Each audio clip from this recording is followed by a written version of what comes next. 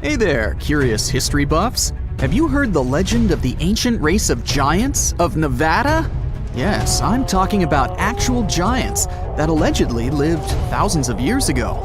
Now I know what you're thinking. Giants, really?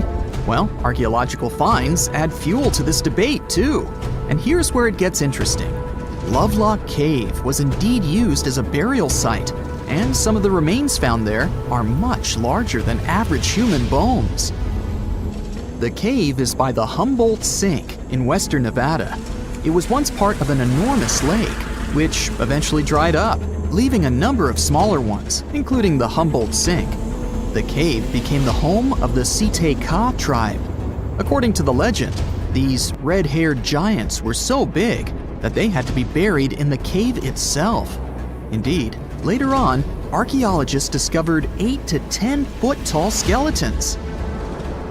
This legend started to unfold when a mining engineer named John T. Reed talked to the locals in 1886. Once Reed saw the cave, he knew he was onto something. The news spread soon, but the cave was attracting another type of attention too. The deposits of a fertilizer known as guano were discovered inside the cave. So a mining company began excavating the precious resource in 1911 and soon shipped more than 250 tons of the fertilizer to San Francisco. Unfortunately, some of the human remains and artifacts were neglected and lost in the mining process. This led to an official excavation in 1912 and 1924. After the top layer of guano had been mined, strange objects started to surface. Around the area, the earliest evidence of human habitation dates back about 4,000 years. The Lovelock culture lasted for some 3,000 years, and they left us with 10,000 stunning artifacts. The pits in the cave were like a series of time capsules hidden at different depths. Archaeologists determined the age of each pit by its depth. It turns out that many different groups used the cave for storage over a really long time, and the things they stored there give us a really cool glimpse into their cultures. It's like a giant ancient storage unit full of hidden treasures. What have the researchers found besides the giant bones, you might ask? Some other bodies were mummified using a method similar to the one applied by ancient Egyptians. These remains also had something in common with the bodies discovered as far south as Lake Titicaca. Both mummies had some red hair. Yet, there are scientists who believe this reddish hue is the result of the interaction with the environment in which the bodies stayed. So, while the story of the red-haired giants may be a wild and intriguing tale, not everyone is convinced. Some experts believe that the bones found in Lovelock Cave are simply the remains of prehistoric animals, like mammoths or sloths. But others insist that there's something more to the story. Other relics, such as finely crafted baskets and exquisite duck decoys made from tule fibers, were also found there. In any case, this cave is worth the attention it gets. By the way, you can still visit this cave today and see the pits of different depths with your own eyes. But let me tell you one thing. It's in a hot, dry, and isolated place.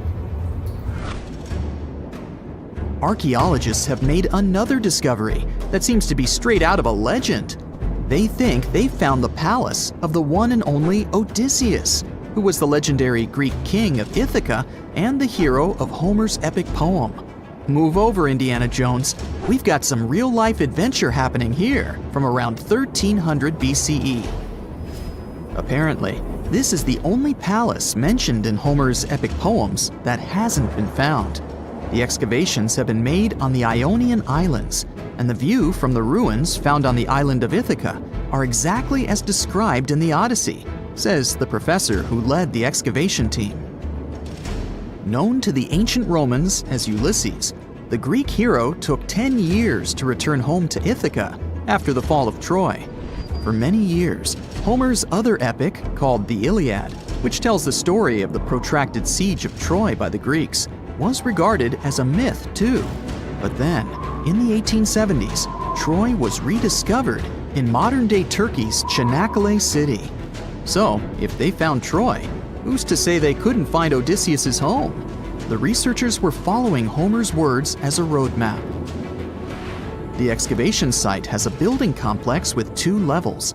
It has important finds, such as storerooms and workshops, a complicated drainage system, and fragments of pottery. It also has a well from the 8th century BCE, which is around the time when Odysseus is believed to have been the king.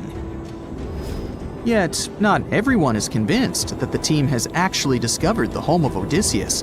A British researcher named Robert Biddlestone insists that Homer's description of ancient Ithaca isn't very similar to the island that now has its name, and that Odysseus's kingdom was actually on the Isle of Cephalonia. However, Italian archaeologist Adriano La Regina might have a more realistic approach to this debate. He says that whether this find has a connection to Ulysses or not, what's more important is the discovery of this royal palace.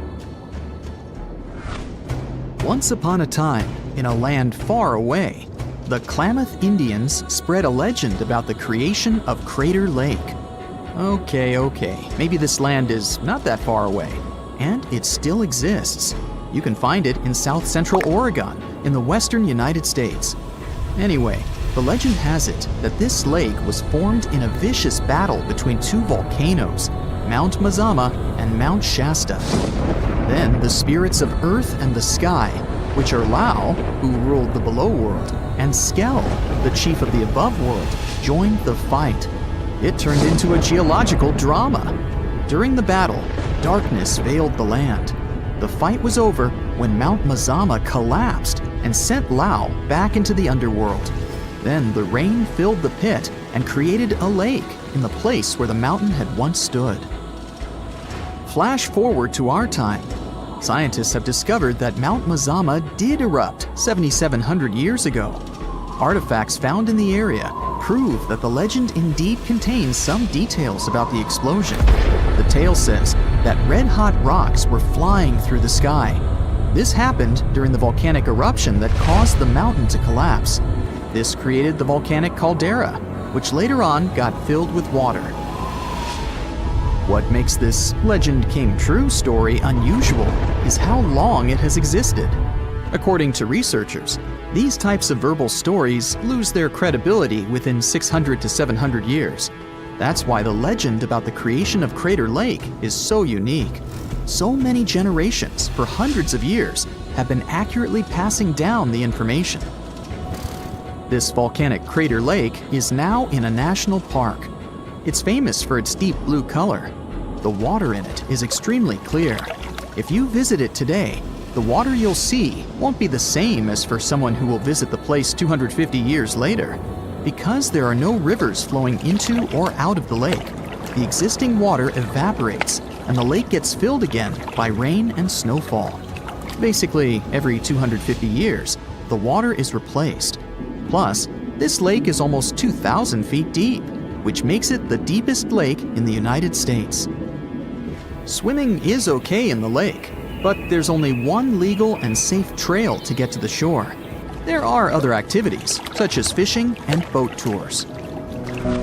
Shared human experiences, such as birth, marriage, and aging, may explain why certain tales are shared globally. Similar struggles and obstacles faced by humans around the world generate similar themes in traditional stories about love, parenting, and mortality. So, do you have legends or tales you've heard of from your grandparents? Who knows? Maybe your ancestors, too, witnessed a cool historical event. Strange and amazing items are discovered often, but figuring out what our ancestors were up to is pretty tough. Especially when all you have are just some rusty cups and cave drawings. It's no surprise that even the experts in lab coats sometimes make mistakes. But it's not just about dusty plates and huge stones. Sometimes there's even humans with large heads. So grab your digging tools and let's travel back to ancient times to explore incredible societies that even scientists can't fully explain. Sardinia may look idyllic now, but I'm not gonna lie, I wouldn't fancy visiting it 3,000 years ago. Rumor has it, terrible giants roamed around this island back then. People even talk about finding human skeletons over 13 feet tall there. although nobody's ever shown anything to prove it. But the stories will make you wonder because some weird stuff has definitely happened. In 1974, over 5,000 pieces of broken stone artifacts were found in a part of the island called Monte Prama. But instead of being displayed in a museum, they were locked up in an underground vault for about 30 years. Sounds a bit suspicious, doesn't it? When they were finally displaced in 2005, scientists put the pieces together to find statues of 38 giant men standing 8 feet tall. Not quite as tall as the legendary skeletons, but still pretty huge. It's thought these statues were made by the Nuragic people, who lived on the island a long time ago. Besides giant statues, they also built over 8,000 massive stone buildings. Perhaps Nuragic weren't giants themselves, but they definitely liked their things big. I do too. I like a big number of likes on our videos. That would be pretty great. Thank you if you liked this and subscribed. Now back to the video. You and I are pretty smart, but we might not be the smartest humans ever. Actually, we might not even be the smartest species. Since 1913, some skull fossils found in South Africa have hinted at a possibly smarter contender called Boskop man. This human-like species might have lived as recently as 10,000 years ago. Their skull suggests they had really big heads, which means their brains could have been 30% bigger than ours. Wow! Their average IQ could have been around 149, making them among the smartest 0.05% of people today. But if a Boskop brainiac was so much smarter, why are they not around and we are? Well, bigger isn't always better, you know. Our brains are a lot bigger than our ape relatives, mainly in the prefrontal cortex. This part helps with high-level tasks like making decisions, remembering things short-term, and being aware of ourselves. The parts of the brain that handle our senses and movements haven't really grown much. So, maybe the Boskops spent too much time dwelling on the past rather than doing practical things like hunting. But this is all just guessing. We really don't know what happened to these clever cousins of ours. Some people even argue that Boskops weren't any different from us, with the only evidence being parts of skulls. The jungle is huge. Did you know the Amazon rainforest is home to about 30% of all the world's plant and animal species? That's impressive. However, the history of one native species, humans, has long puzzled scientists.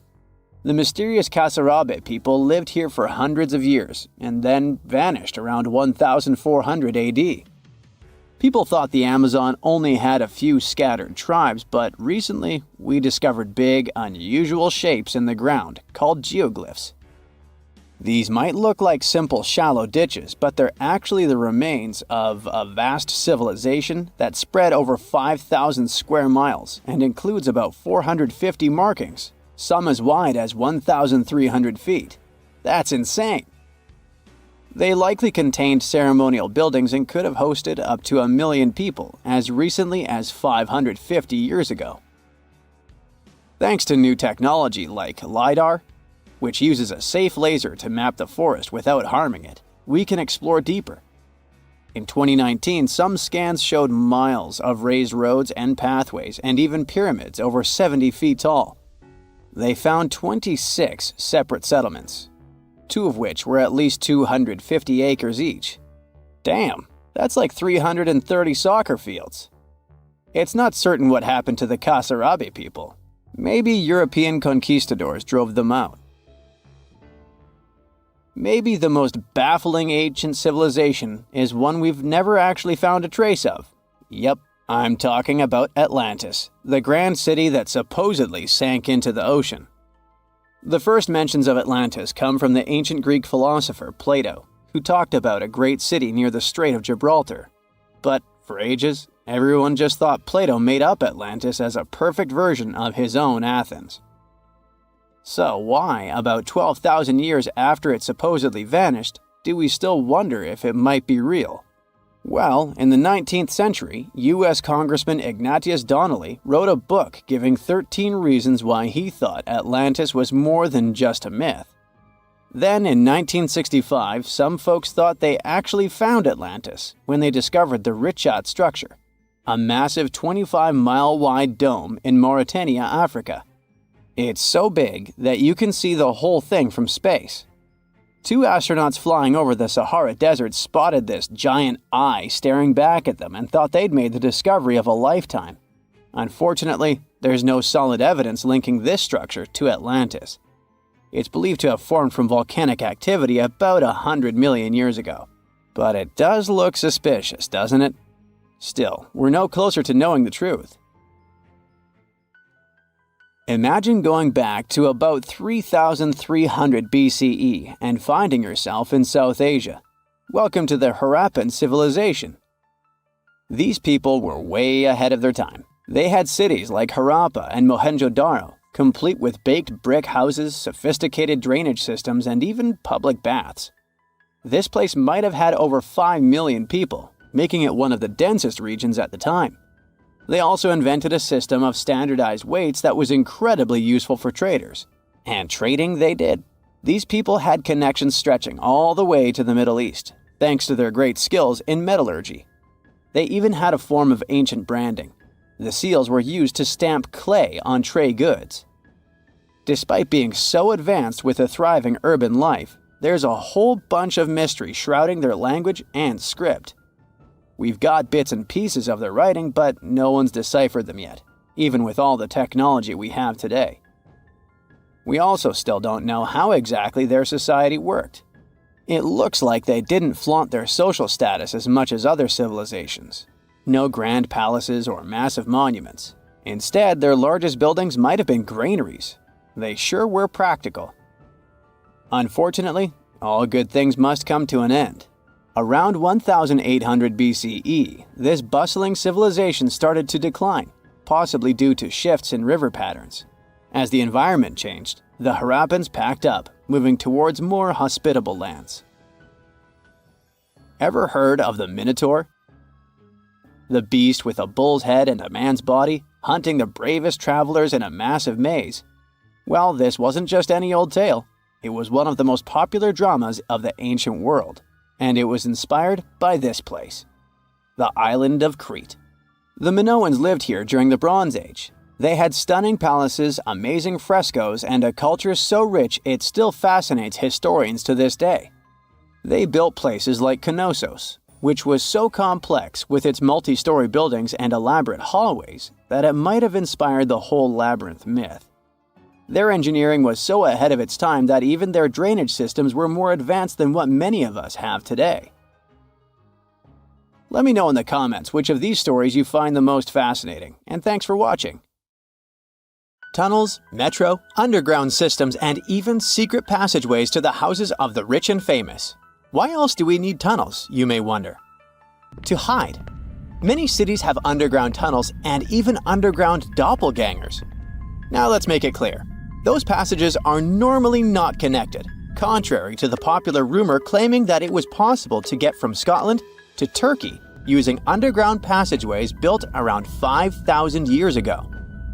I mean, it sounds insane even today. Imagine building it back in the day.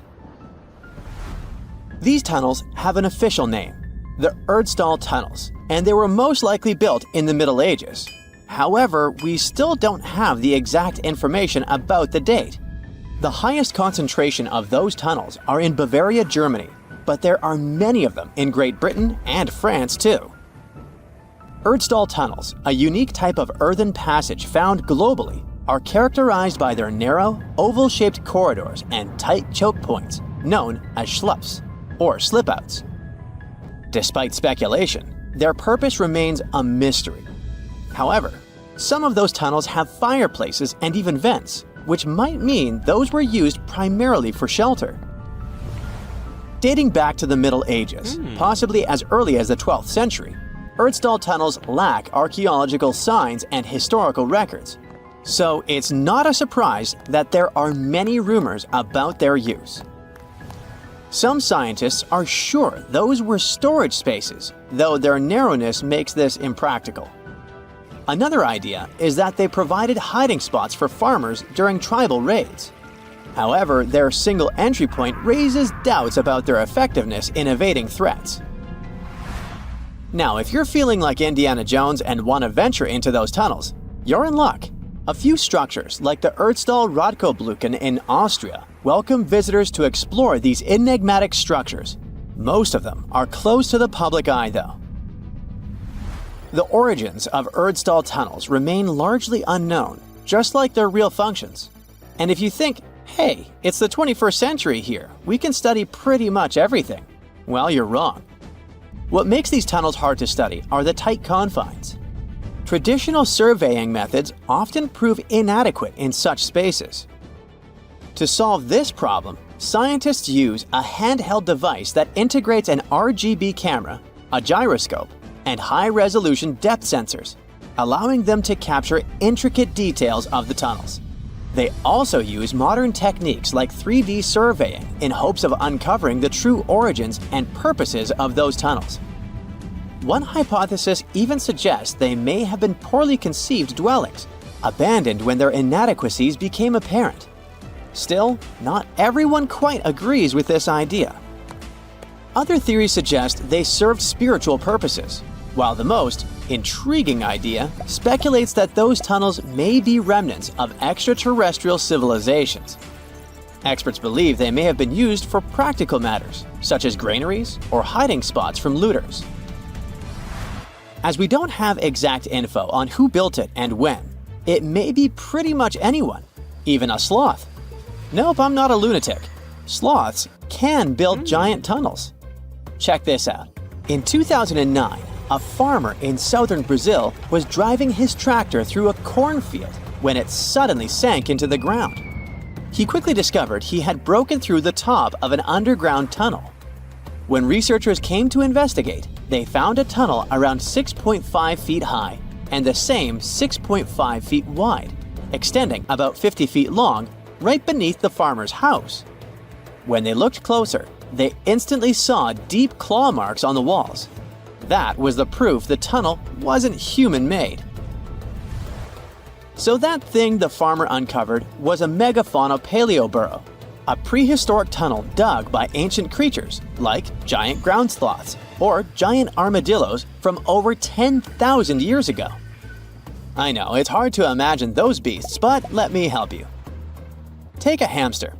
Now, increase it to the size of an elephant. Don't forget, this 13-foot tall hamster could also walk on two legs. During their time, around 15 million to 10,000 years ago, many species of sloths and giant armadillos roamed the Americas, some even digging similar tunnels. Today, many of these tunnels are filled with sediment, though some remain clear, similar to the one the farmer discovered. This 2009 find sparked significant interest, leading to the discovery of over 1,500 paleoburrows across southern Brazil, making it the era with the highest concentration of such sites worldwide. But no one knows exactly why there are so many of them in southern Brazil. While some paleoburrows exist throughout South America, none have been found in North America, which is weird since those huge sloths roamed the entire continent.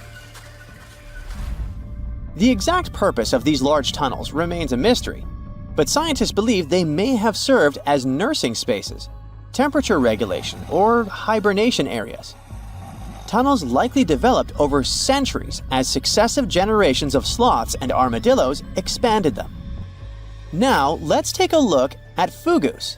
No, not the Japanese fatal delicacy, and no, not a town in New Guinea. To see them, we gotta travel to the UK. So fugus are underground structures too, but they don't look exactly like tunnels.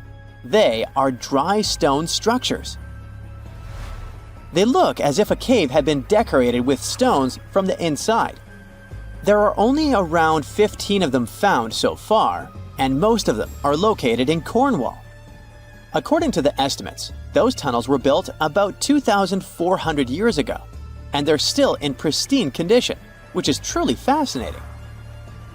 I mean, back in the day, people had no cool machinery whatsoever, yet their structures still last.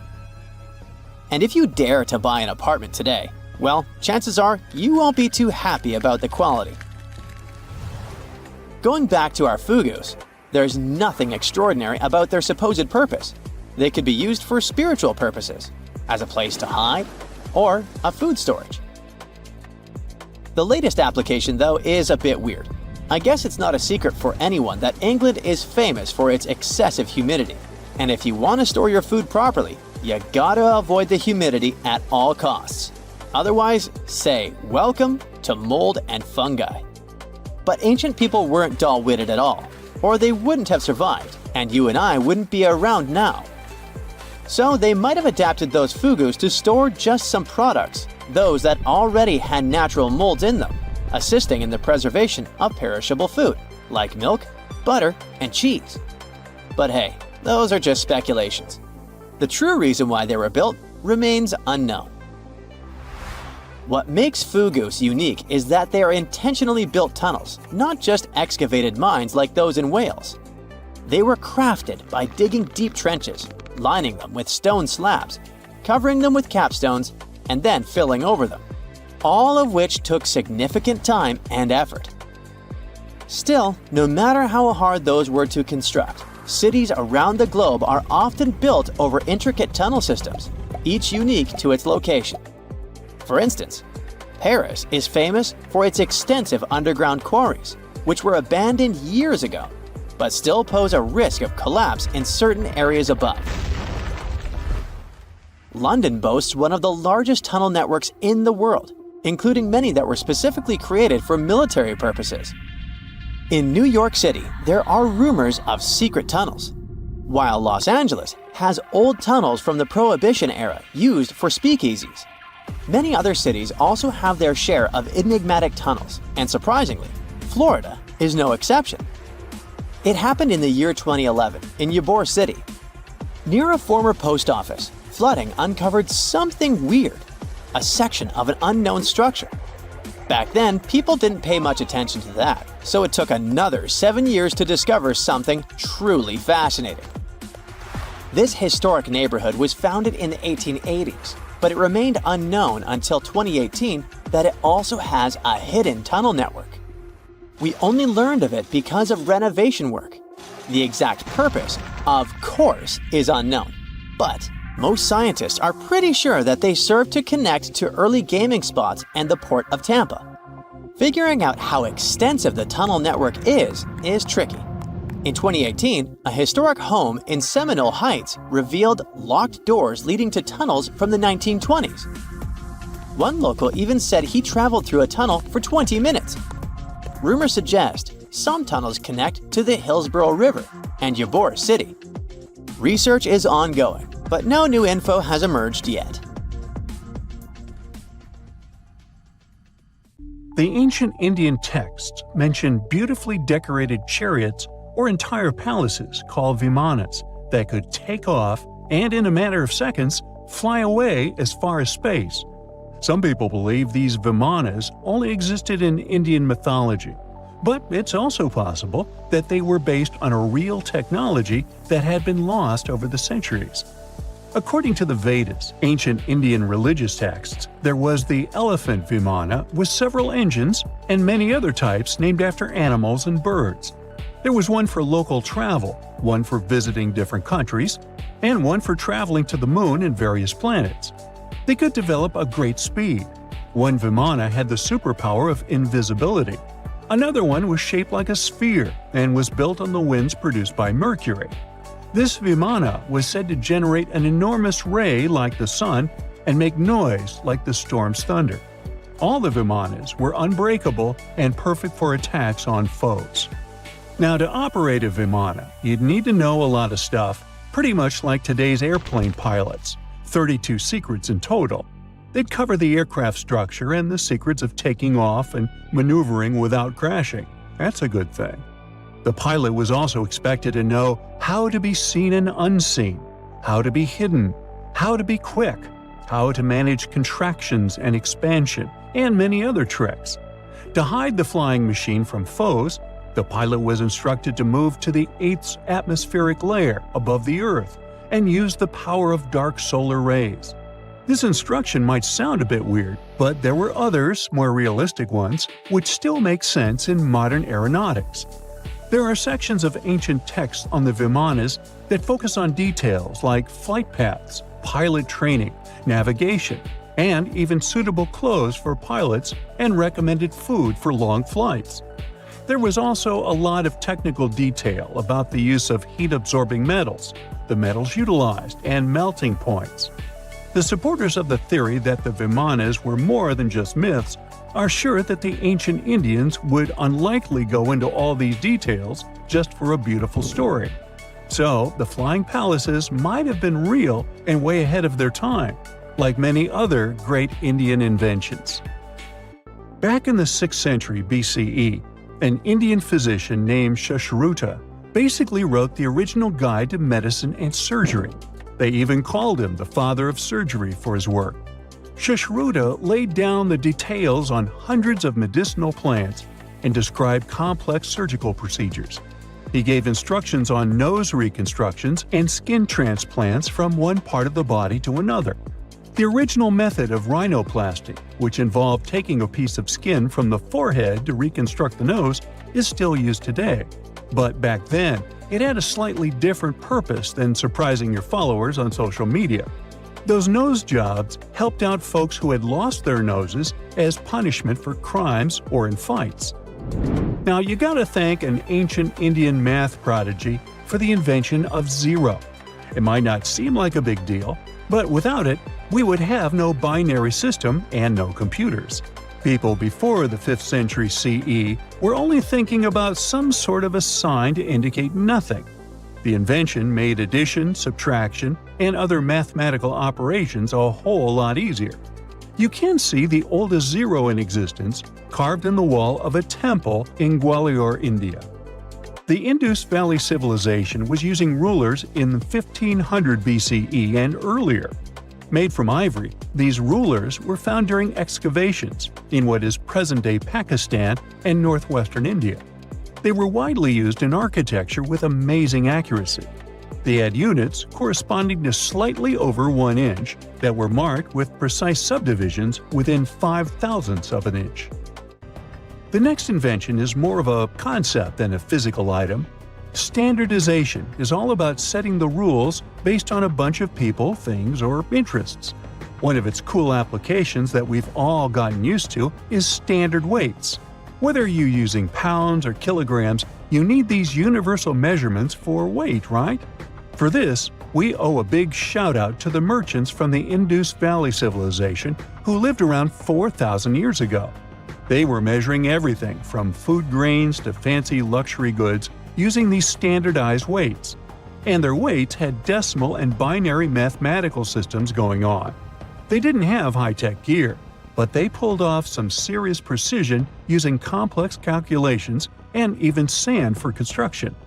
Their art of standardization made its way to Persia and Central Asia, basically becoming the global weight-watching standard.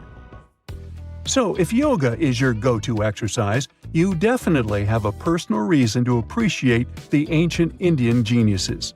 Over 5,000 years ago, during the rule of the Indus-Sarasvati civilization in northern India, yoga was first mentioned in the Vedas. Yoga was refined and shaped over the centuries until it grew into a massive teaching with over 200 sacred writings dedicated to this way of obtaining enlightenment. At the beginning of the current era, yoga got a new trajectory thanks to a Hindu writer who laid down a system of yoga in his text, the Yoga Sutras. It became a whole-body rejuvenation, a life-extending practice with poses that you are still doing on the mat today. Yoga has reached the Western world only in the 19th century, and it caught on like wildfire. Chess, the all-time top game for intellectuals, is also an Indian invention. Its ancestor was called Chaturanga, and it was a strategic board game that started gaining popularity around 3,000 years before the current era. This early Indian version of chess was played by 4 people, not 2, and had 64 squares. Each player had 8 pieces, ranging from pawns to kings, bishops to knights, and there was no standard 6-faced dice. They rolled with an oblong one. Players facing off were actually allies, forming 2 teams based on the direction they sat. Chess, that we know and love today, was first mentioned in ancient Indian literature in a legend. It said that the wife of a villain called Ravana had invented the game to amuse him. Now, the word shampoo comes from the Hindi word, which means to soothe or knead. The substance was invented in India in 1762 and was originally used for head massages, hence the name. The first shampoo was made of natural oils and herbs. British traders fell in love with the idea and brought it back with them to England. It took years for the original head massage oil to evolve into shampoo as we know it today, but it's still an Indian invention. Unlike the ancient Greeks, who wore animal skins, the Indians started cultivating cotton back in the 5th and 4th centuries before the current era. They used cotton threads to produce fabrics that soon became a huge hit in the Mediterranean and beyond. Jute and wool also have their origins in India. Cashmere, the finest and most exclusive type of wool, actually comes from the Kashmir region of India. Buttons that sit proudly on that cashmere cardigan of yours also have ancient Indian origins. Some 5,000 years ago, the Indus Valley civilization started cutting seashells into geometric shapes with tiny holes in them. First, they were just decorations, but then people started using them to fasten clothes. Now, when you think about radio communication pioneers, Marconi's name usually steals the spotlight. He got a Nobel Prize in Physics in 1909 for his groundbreaking radio work. But there's an unsung hero in the radio waves game, and his name is Sir Jagdish Chandra Bose. He spilled the beans on radio communication way back in 1895. He shot an electromagnetic wave across 75 feet at the town hall in Calcutta, and it went through walls, rang a bell, and even set off some gunpowder. Marconi took a page from Bose's book, using his invention, the Mercury Coherer, as a blueprint for his own two-way radio. Bose didn't patent his genius creation, so he only got his credit a century later. What is a boat doing in the middle of a desert? You would expect to find a seagoing vessel closer to shore. This is the question archaeologists had been asking for decades. In 1988, there was a storm near one of the most important archaeological sites in ancient Egypt. A wooden structure emerged from the sand. It was hollowed out by termites. Scientists were determined to solve its mystery. In 2000, they began excavating the site near Abydos, Ubidos. An American team of experts soon discovered a boat that was 70 feet long, and it wasn't alone. In total, there were 14 boats neatly resting next to each other. It was impossible to completely dig out the boats because of their poor condition. Luckily, the wood was preserved enough to get a sample. Analyses revealed that the boats were around 5,000 years old, the oldest fleet in human history to this date. The time of their construction predates the pyramids at Giza by half a millennium. Each ship of the fleet rested in a vault that matched its dimensions. The room was roughly a third of the size of a tennis court. It had mud brick walls that featured more than 120 drawings of boats. Ancient Egyptians incised them on whitewashed walls that were excellently preserved. Scientists have known about these mysterious chambers for well over a century. 1901, 1902. A British archaeologist, Arthur Weigel, stumbled upon a strange structure west of the River Nile. His team caught a glimpse of the interior walls. Sadly, a section of the roof collapsed, so they had to call off further exploration. Researchers abandoned the site, but its location remained on the maps. The boat's position first led scientists to think that they rested on a bank of the mighty Nile. But there was a problem with this theory. Today, the river flows almost 7 miles west of Abydos. Further studies of the surrounding terrain showed the Nile didn't change its course throughout history. Also, if the boats floated near a dock, they would be in unstable positions. The 14 vessels at Abydos were perfectly parallel to each other. There was only one conclusion possible. Someone had deliberately placed them like that. They must have gone through a lot of effort. Each boat had enough room for up to 30 rowers. These vessels could really float. They weren't models, but scholars still don't know if they actually sailed any body of water in ancient Egypt. This doesn't diminish the importance of the find. Previously, archaeologists found only small-scale models. In King Tut's tomb alone, there were 35 boat models. For a long time, these figurines were the only clues as to how ancient Egyptian vessels looked like. The boat's design confirms that they were the real deal. They are the earliest surviving examples of something called built boats. Ancient people constructed primitive vessels by hollowing out large tree trunks. The alternative was reed that was tied together to form a raft. The boats at Abydos had planks tied together. This was a major breakthrough in shipbuilding. During their lifetime, the boats must have seemed impressive. Timber was a valuable commodity at the time. There was no wood in the desert. Cedar had to be imported from Lebanon. The only person who could afford such luxury was the pharaoh. Studying the area around the ancient fleet provided more answers. Scientists discovered a mud brick structure where Egyptians worshipped the pharaoh. Its approximate date of construction matches that of the wooden boats. The same bricks out of which this building was made were used to encase the fleet. At the time of their construction, the rooms they were stored in had a ceiling. That's the section that archaeologists stumbled upon in the early 20th century. Just like mummies and coffins, these marvelous ships rested inside splendid vaults. The exterior of these rooms was also impressive. The outer walls originally had a plaster of white limestone. It reflected sunlight. In the desert sun, the structure housing the boats must have shone from miles away. Ancient Egyptian builders used the same technique to cover the pyramids 500 years later. Today, their surface looks jagged, but it wasn't always like this. When they were constructed, the pyramids had a top layer of fine white limestone. Their surface was smooth and it gleamed in the sunlight. Instead of stairs, the outer layer of the pyramids was more of a sleek ramp. Archaeologists were left with one final question. Which pharaoh owned the fleet? The answer lay just a mile from the site. This is where the tomb of a pharaoh from the 5th dynasty rested, King Senwosret III. Its time and style of construction matched the ones of the chambers with boats. The very end of his rule might explain how the boats ended up in the middle of the desert. The pharaoh probably passed away in northern Egypt. Then his body was transported down the Nile to Abydos in a marvelous procession of decorated boats. The vessels were later lowered to chambers near the final resting place of their owner. This had a symbolic meaning. In the ancient Egyptians' belief system, ships played a key role. Their supreme deity was Ra. He traveled through the sky during the day in the form of the sun. At nighttime, he sailed through the netherworld in a solar boat. The pharaoh identified himself with Ra. That's why he needed boats in the afterlife. That was the only way to regenerate himself. Just as the sun rises every day above the horizon. This belief existed for thousands of years. The more famous Pharaoh Khufu also had a ship. Scientists found it in 1954 next to his pyramid at Giza. It is some 4 centuries younger than the fleet at Abydos, but Khufu's ship was almost 2 times longer.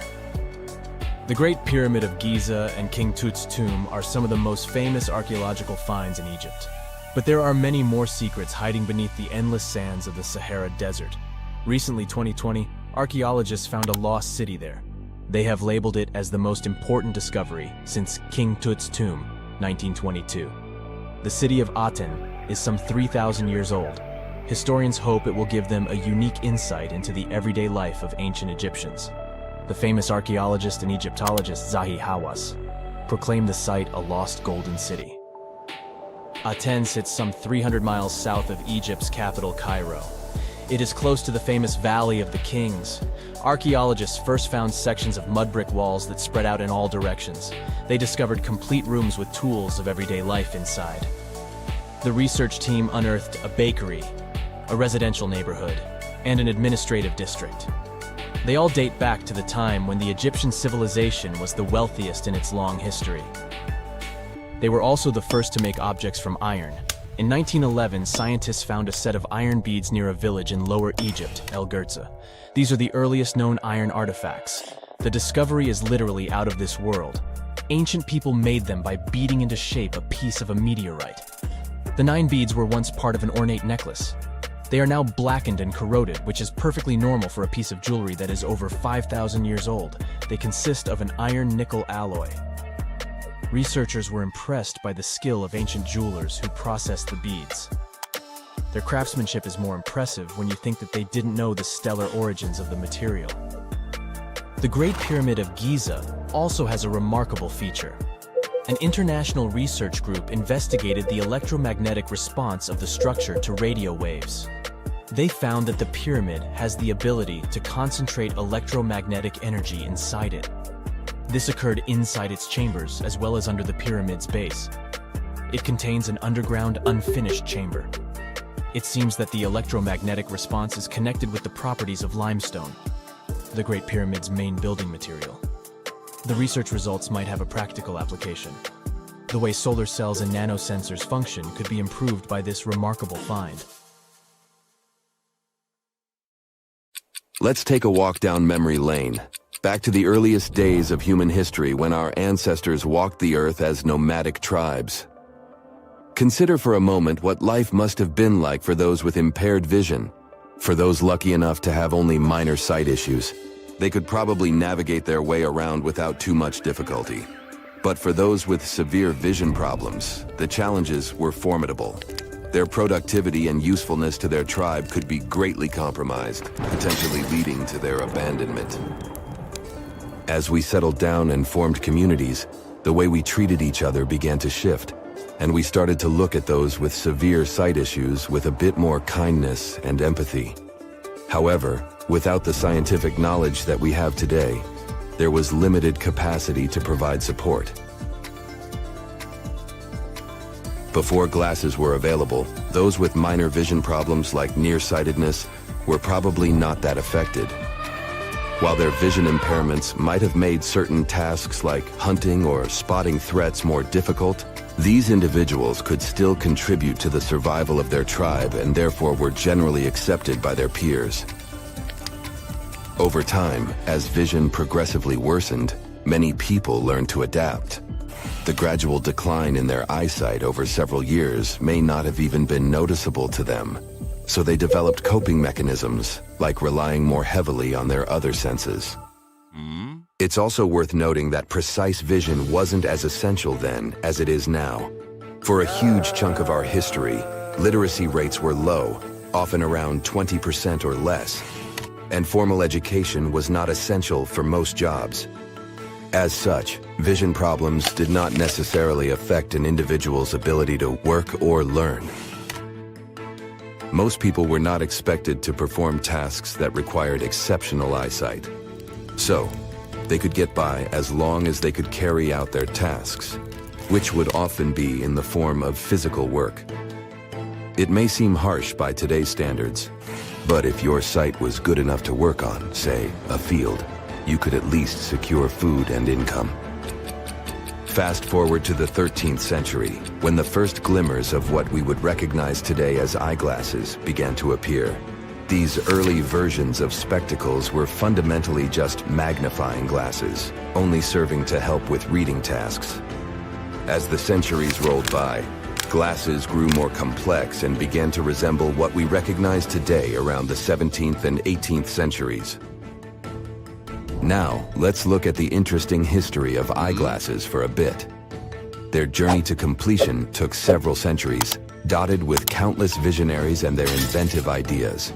However, the mystery behind who invented wearable glasses remains unsolved. We do know that our ancient friends, the Romans, were the first ones to unravel the magic of glass and its power to magnify tiny text, giving birth to many magnifying glasses. Fast forward to Italy in the 13th century, where we meet the earliest wearable glasses in recorded history. These had rudimentary lenses crafted by skilled glassblowers, which were popped into frames made of wood, leather, or sometimes even animal horn, and held up to the face or balanced on the nose. As the tech improved during the Renaissance, these contraptions became more common.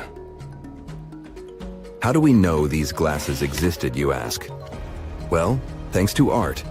Paintings from the early Renaissance period often portray scholars with handheld frames or eyeglasses perched on their noses. Based on rudimentary vision tests, the Italian glassblowers fashioned lenses of varying thicknesses.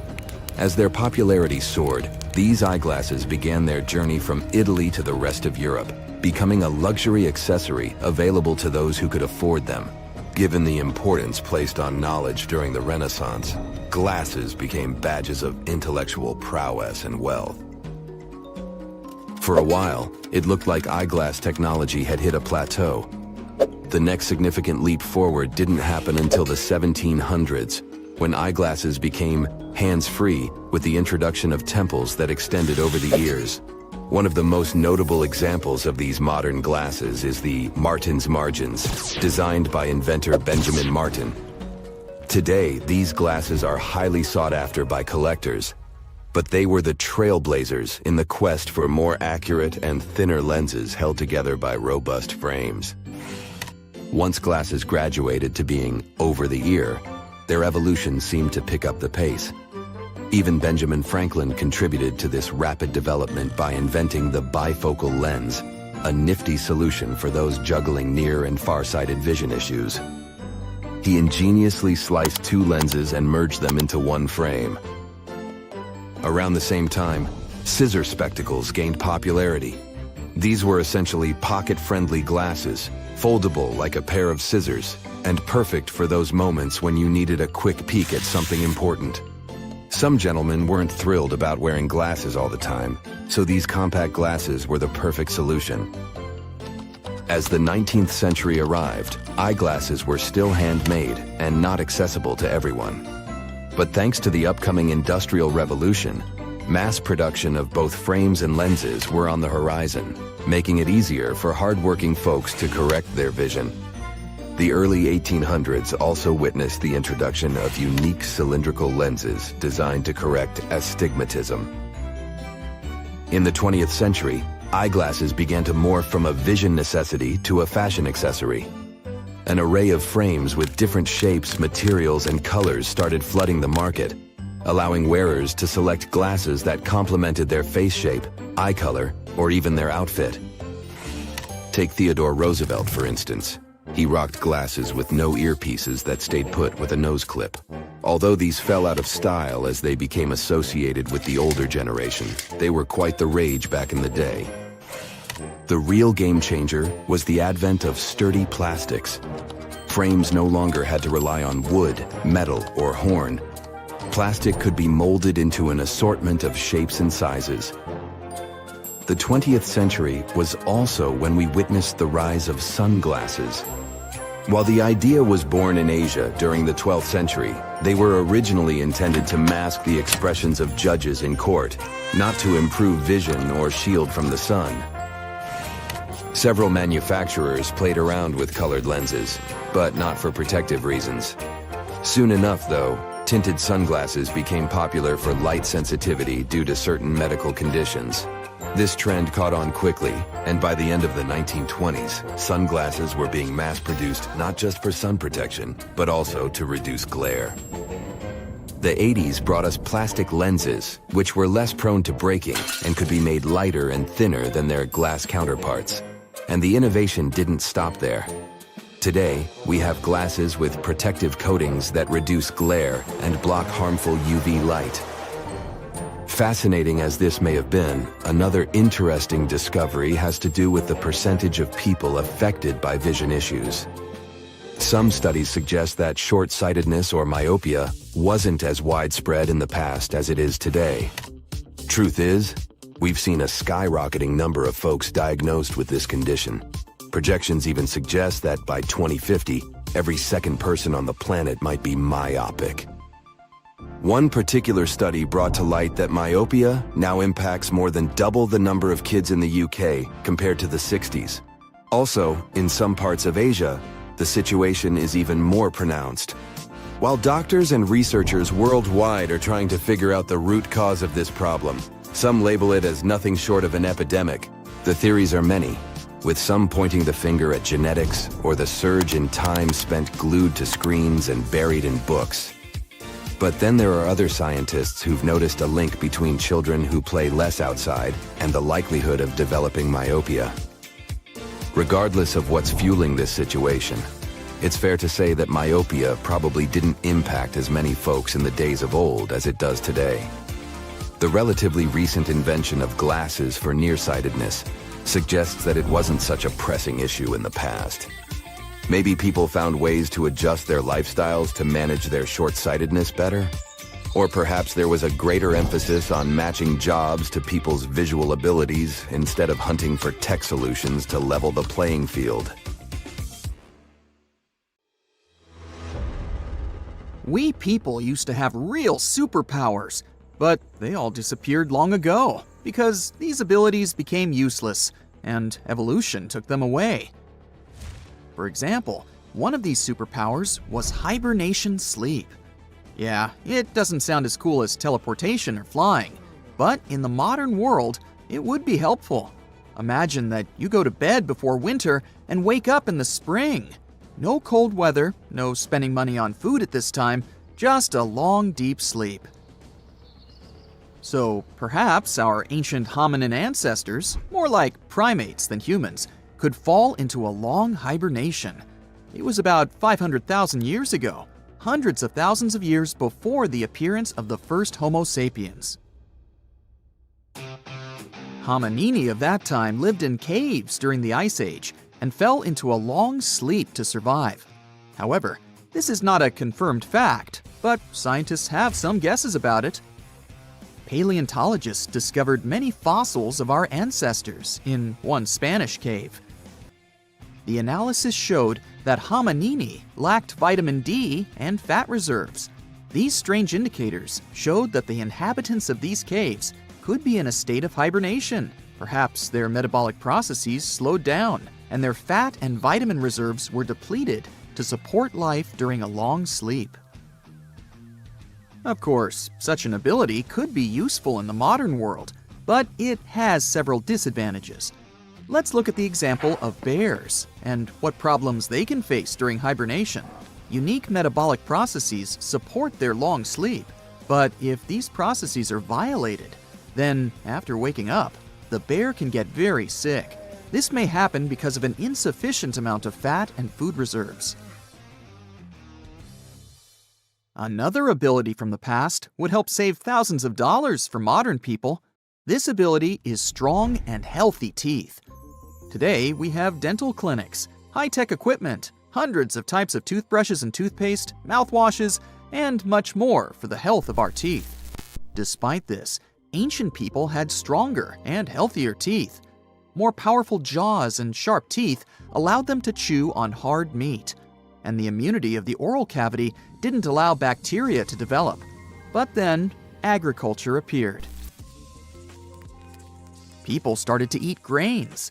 This added new species of bacteria to the oral cavity, weakened the jaw muscles, and provoked cavities. Teeth became more fragile, but they got the most severe blow when people discovered sugar. Sweets added a lot of problems to teeth health. Previously, teeth worked as a tool for processing hard materials, but then we began to eat soft food, meatballs, and fried chicken, and the strength of teeth became meaningless. Evolution took that away from us. Our ancestors were taller, stronger, more agile, and more resilient than we are. A couple of days spent in the fields while hunting mammoths were the equivalent of a month of regular training in the gym. People were not obese. They ate natural food and looked like athletes. But why were they taller? What influenced bone growth? Over the past 10,000 years, the changes in growth were most noticeable. But this trend has changed in our direction in the last few centuries. People have started to get taller. It's difficult to determine the exact cause of such changes. It can be genetics, environment, lifestyle, nutrition, or modern technologies.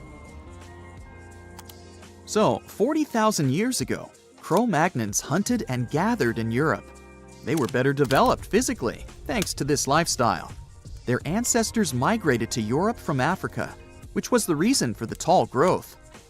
Longer bones were helpful for adaptation to the hot African climate, but after 30,000 years, the growth of people sharply decreased because of the onset of cold weather and the development of agriculture. Our ancestors went through times of famine, and their bodies shrank over time to adapt to a meager diet. In addition, living next to livestock provoked the emergence of new diseases. All of it affected the appearance of ancient people. There are almost no such problems now. You can eat healthy food, receive medical care, and take vitamins. all this allowed us to grow a few inches taller. But one change in the human body still remains a mystery. We have the most advanced civilization in history today. People become professionals in neuroscience and thermonuclear physics, create powerful computers, have access to all the knowledge in the world, and study the boundless depths of space. But for some reason, our brains have become much smaller than those of people who lived several thousand years ago. But how is this possible, given that people were engaged in agriculture, trade, and the manufacture of simple tools in the distant past? Then big cities, architecture, art, and technology began to appear. And all this time, our brain was shrinking while humanity was moving forward. It lost a piece equal to 4 ping pong balls. The reason is not that people were more intelligent in the past. The volume of the brain is not related to intellectual level. It's possible that people's brains have shrunk because of collectivity. To understand what that means, let's take a look at ants. Scientists measured the brain size of some species. They saw that species participating in complex social systems had smaller brains. This means that if an ant interacts closely with other ants, sharing work with them, its brain decreases. Sharing duties with other species contributes to brain shrinkage. Its cognitive abilities are distributed among different groups performing different jobs. It seems like a brain unloads its working and thus becomes smaller. That is, if you live alone on an island, do agriculture, fish, and build a house alone, then your brain becomes bigger. But in a large society, where all these activities are distributed among many locals, the human brain is shrinking. In a sense, intelligence becomes collective. And at what point in time did human intelligence become as collective as possible? When writing appeared. It appeared about 2,000 years before the beginning of brain shrinkage. When people learned to write, they freed up a large memory area in the brain. They didn't have to keep all the necessary things and ideas in their minds. With the development of civilization, the collectivization of humankind grew. And then there was TV and the internet. We will discover how this affects our brains in the future. On the one hand, the volume may decrease even more. But on the other hand, we're surrounded by an endless stream of information. We don't know yet how it will affect the size of the brain. The collectivization of consciousness is only one of the hypotheses according to which our brain has increased. Another theory says that this happened because of the home lifestyle. The brain of a dog, cat, or other pet is smaller than their ancestors who lived in the wild without a human.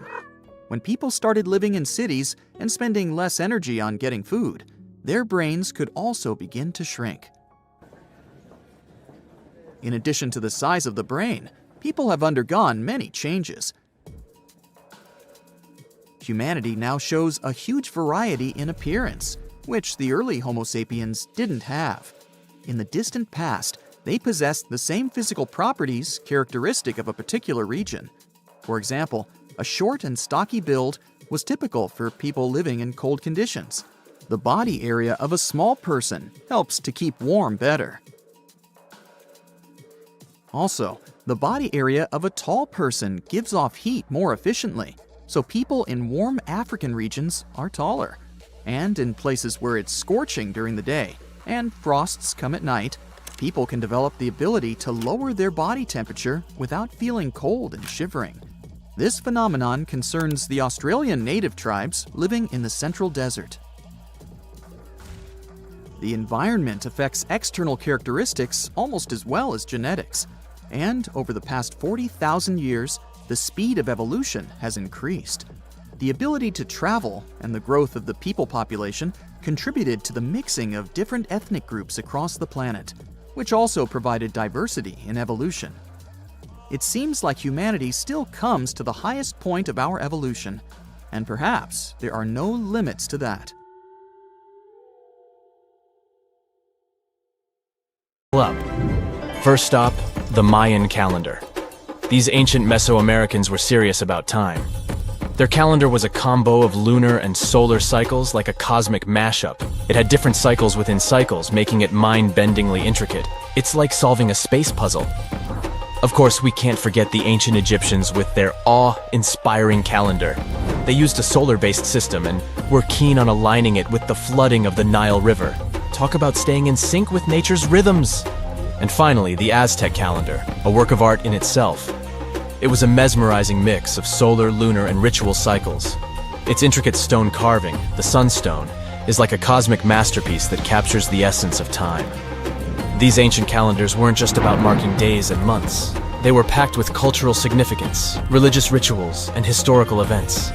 They're like little time capsules that connect us to our ancestors and help preserve their wisdom and traditions. But the most interesting thing is that we use some of these calendars even today. For example, the Chinese calendar. This one has been around for centuries, guiding Chinese festivities and traditions. You see, instead of following just the sun like our regular calendars, the Chinese calendar pays close attention to the moon's dance in the sky. Each month begins with a new moon and has its own special vibe, and the year has 12 lunar months. But here's the twist. The lunar months don't always match up perfectly with our regular year. So every now and then, the Chinese calendar adds an extra month to stay in sync with the seasons. It's like a surprise encore. Now, let's meet the zodiac animals, the real stars of the show. Each year in the Chinese calendar is assigned a zodiac animal, and it's like assembling a fabulous animal posse. There are 12 zodiac animals, like a wild and wonderful crew. You've got the clever rat, the brave tiger, the graceful dragon, and more. So if you're born in a certain year, you're said to have the traits of that zodiac animal. Imagine having a monkey or a tiger as your time mascot. But how does the calendar decide which animal gets the spotlight each year? Well, legend has it that there was a grand race among the animals. The clever rat hitched a ride on the ox's back and won the race by jumping off at the finish line. And that's why the rat gets to kickstart the zodiac cycle. So let's go over this cycle. Do you know the year of which animal you were born?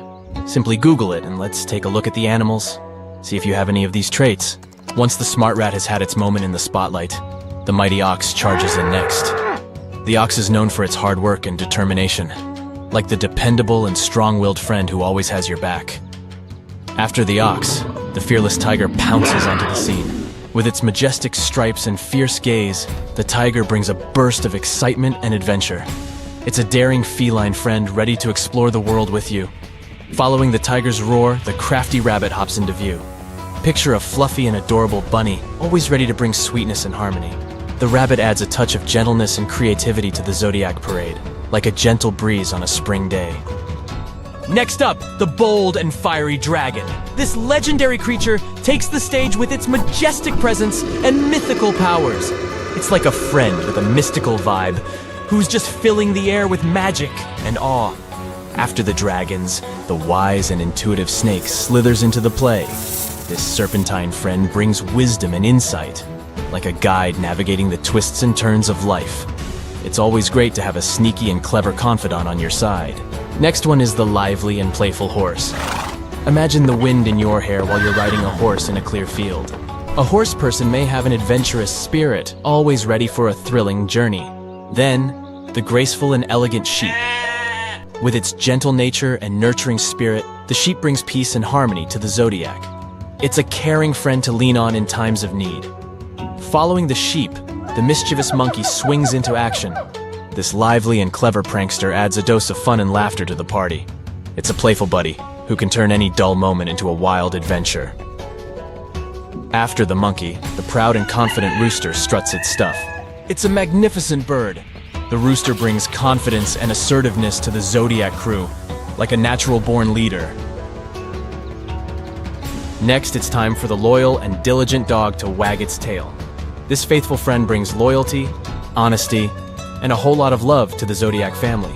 Dogs are known to be trusty companions who always stay by your side. And finally, we have the wise and gentle pig, with its cute snout and contented oinks. The pig embodies generosity, kindness, and abundance. It's a buddy who knows how to appreciate the good things in life and brings joy wherever it goes. And there you have it, the zodiac animal parade in all its glory. The Chinese calendar also has a yin-yang twist. It pairs each zodiac animal with one of 5 elements: wood, fire, earth, metal, or water. This brings even more personality to the mix, a celebration of lunar magic, animal wonders, and cultural traditions. Now, we dive into the Hindu calendar. This one is all about embracing cycles and cosmic rhythms. Instead of just following the regular months, the Hindu calendar aligns with the movements of the sun and the moon. It's like a non-stop party with the cosmos. The Hindu calendar is also still grooving today, and it's packed with colorful festivals and celebrations. From Diwali, the festival of lights, to Holi, the festival of colors. It's a fireworks extravaganza combined with a vibrant paintball fight. The Hindu calendar is also used for religious observances and auspicious timings. It helps determine the best time for weddings, housewarming ceremonies, and other important life events. The Hindu calendar doesn't just stick to the usual 365 days. It accounts for lunar months, solar months, and even leap years. So next time you glance at a calendar, remember that it's not just a bunch of dates and numbers. It's a remarkable tool that connects us to our past and guides us into the future. Ancient calendars remind us of our shared human history and the beauty of different cultures. So let's embrace this amazing diversity. Seen a good horror movie lately? If you're a fan of those, then you can appreciate a good plot. But what if I told you that Mother Nature is the best scriptwriter ever? Ancient disasters were scarier than any horror movie today. From tsunamis to volcanic eruptions, you'll be shocked by the scale of these events. One natural disaster you definitely don't want to experience is a tsunami. Those gigantic walls of water sweep across the coast and take out everything in their way. And it's nothing new for our planet. Scientists were able to piece together a timeline based on evidence that major tsunamis left. In northern Chile, a large boulder sits high above the Pacific Ocean. Behind it, a desert as far as the eye can see. This 44-ton stone obviously doesn't belong here. It's the result of an ancient tsunami. Waves as high as a 6-story building carried boulders like pebbles. Researchers estimate this happened in 1420. But how can they possibly know this? In the 15th century, there were no written records in the region. Time for some detective work. Archaeologists discovered that around the same time, there was a tsunami in Japan, on the other side of the Pacific Ocean. The ground shook off the coast of Chile. That's how the tsunami was created. Then the wave traveled nearly 2/5 of the Earth's circumference. That's one tireless tsunami. But this wasn't a one-time event. Evidence suggests that a similar event happened 3,800 years ago. Ancient people abandoned their coastal villages around this time. They were moving inland. How did they know it was time to go? There's evidence of erosion due to strong currents, telltale signs of an ancient tsunami. As you know from school textbooks, oxygen is 21% of the air we breathe. But it wasn't always a part of Earth's atmosphere. Oxygen was missing during the first half of our planet's lifespan. Carbon dioxide and methane were the name of the game back then. CO2 is what makes our drinks fizz. But isn't the other gas dangerous? Yes, because you can't smell methane. And that's the reason there was no life on Earth billions of years ago. So how did we get from methane to oxygen? In come the cyanobacteria. This group of microbes started to evolve some 2.7 billion years ago. These tiny microbes mastered photosynthesis, converting sunlight into energy. And the byproduct of this process was, you've guessed it, oxygen.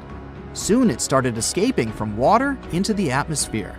There, it reacted with methane, and over time, O2 replaced it completely.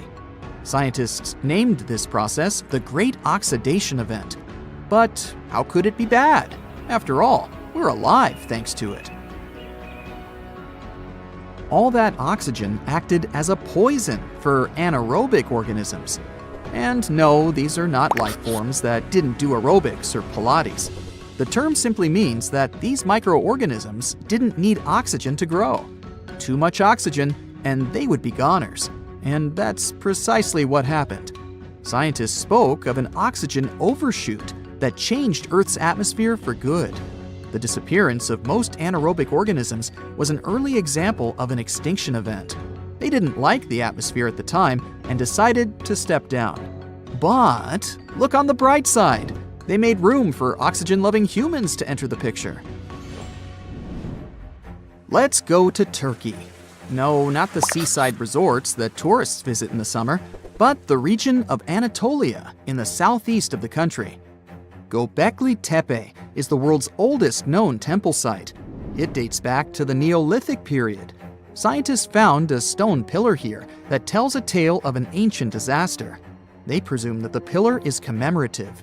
Today, humans still build similar structures to mark an important event or a person. Just one example is the Washington Memorial. It was built in honor of the first American president, George Washington. But the pillar in Turkey doesn't commemorate a happy event. Scientists believe it shows a devastating occurrence, a comet crashing into the Earth. The event must have been destructive. There are also other signs on the monument. These symbols align with the setup of the night sky stars for the year 10,950 BCE. The date astounded the researchers. It matched their earlier research of an ice core sample in Greenland. This showed that a comet fragment hit our planet around the same time. The archaeological site could have easily been an ancient observatory. And whoever worked at it observed a cataclysmic event. The impact must have been so powerful that it changed the Earth's rotational axis. That's the imaginary pole going through our planet from top to bottom. That ancient comet must have packed a punch to knock the blue planet off balance. Have you heard of the city of Tal El Hammam in the valley of the Jordan River? The reason why your answer is probably no is that the city doesn't exist today. It completely disappeared around the year 1650 BCE. It was one of the three major cities in this part of the Middle East. Together, these three cities had a population bigger than Palm Springs today. At the time, Tal El Hammam was a metropolis. It even had high-rises, 5-story buildings constructed using mud bricks. But archaeologists found strange markings on them. The bricks melted as they were exposed to high temperatures. Yes, sound the fire alarm. Some sort of disaster had caused a major fire. Archaeological finds pointed to a suspect for such damage, a rock from space. So, where was the crater? This comet, or an asteroid, never made it to the ground. It was traveling at high speed, so it disintegrated before hitting the ground. Such an event is called an airburst. The largest witnessed meteor airburst happened over Tunguska in the north of Asia in 1908. Scientists estimated that the airburst in Tal El Hammam happened 2.5 miles above the city. This event released a lot of energy. Air temperature quickly rose to 3,600 degrees Fahrenheit. That's hot enough to set clothes and wood on fire in an instant. Mud bricks and tools made from metal start to melt when exposed to such heat. This would explain the evidence scientists unearthed. But there was one more find: salt. The event was so powerful that it distributed salt over the region around the Dead Sea. Any farmer will tell you that salty soil and crops don't go well together. People started moving away from the area because they couldn't grow food. Imagine an island with whitewashed villages surrounded by a sapphire blue sea. Such a place exists in reality. It's the island of Santorini. But the history of this place hides a tale of destruction. The island is of volcanic origin. This means that a violent eruption created it some 3,000 years ago. Now there are two islands. The bigger one is shaped like a horseshoe. When you look at them from above, the two islands look like they form a circle. That's because they were once a single island. It had a large mountain and was round in shape. But then it all changed almost overnight. One of the largest volcanic eruptions in human history tore Santorini apart. The earth trembled, tsunamis formed, and clouds of ash filled the sky. A daunting image. People felt the eruption hundreds of miles away. When it was all over, seawater rushed into the caldera of the former volcano. That's why the water in the lagoon has such a beautiful color. Scientists know so much about Santorini's past because of an unlikely assistant, a tree. The juniper tree, to be exact. People use its aromatic wood for everything from furniture to making pencils. On the Greek island, its rings revealed the tale of the ancient eruption. As a tree grows, it doesn't only go up, it expands sideways as well. Each new layer of bark adds a ring to the trunk. It takes a year for one ring to form. And on Santorini, one ring was unnaturally pale. The scientists did the math and voila, they dated the eruption to 1560 BCE.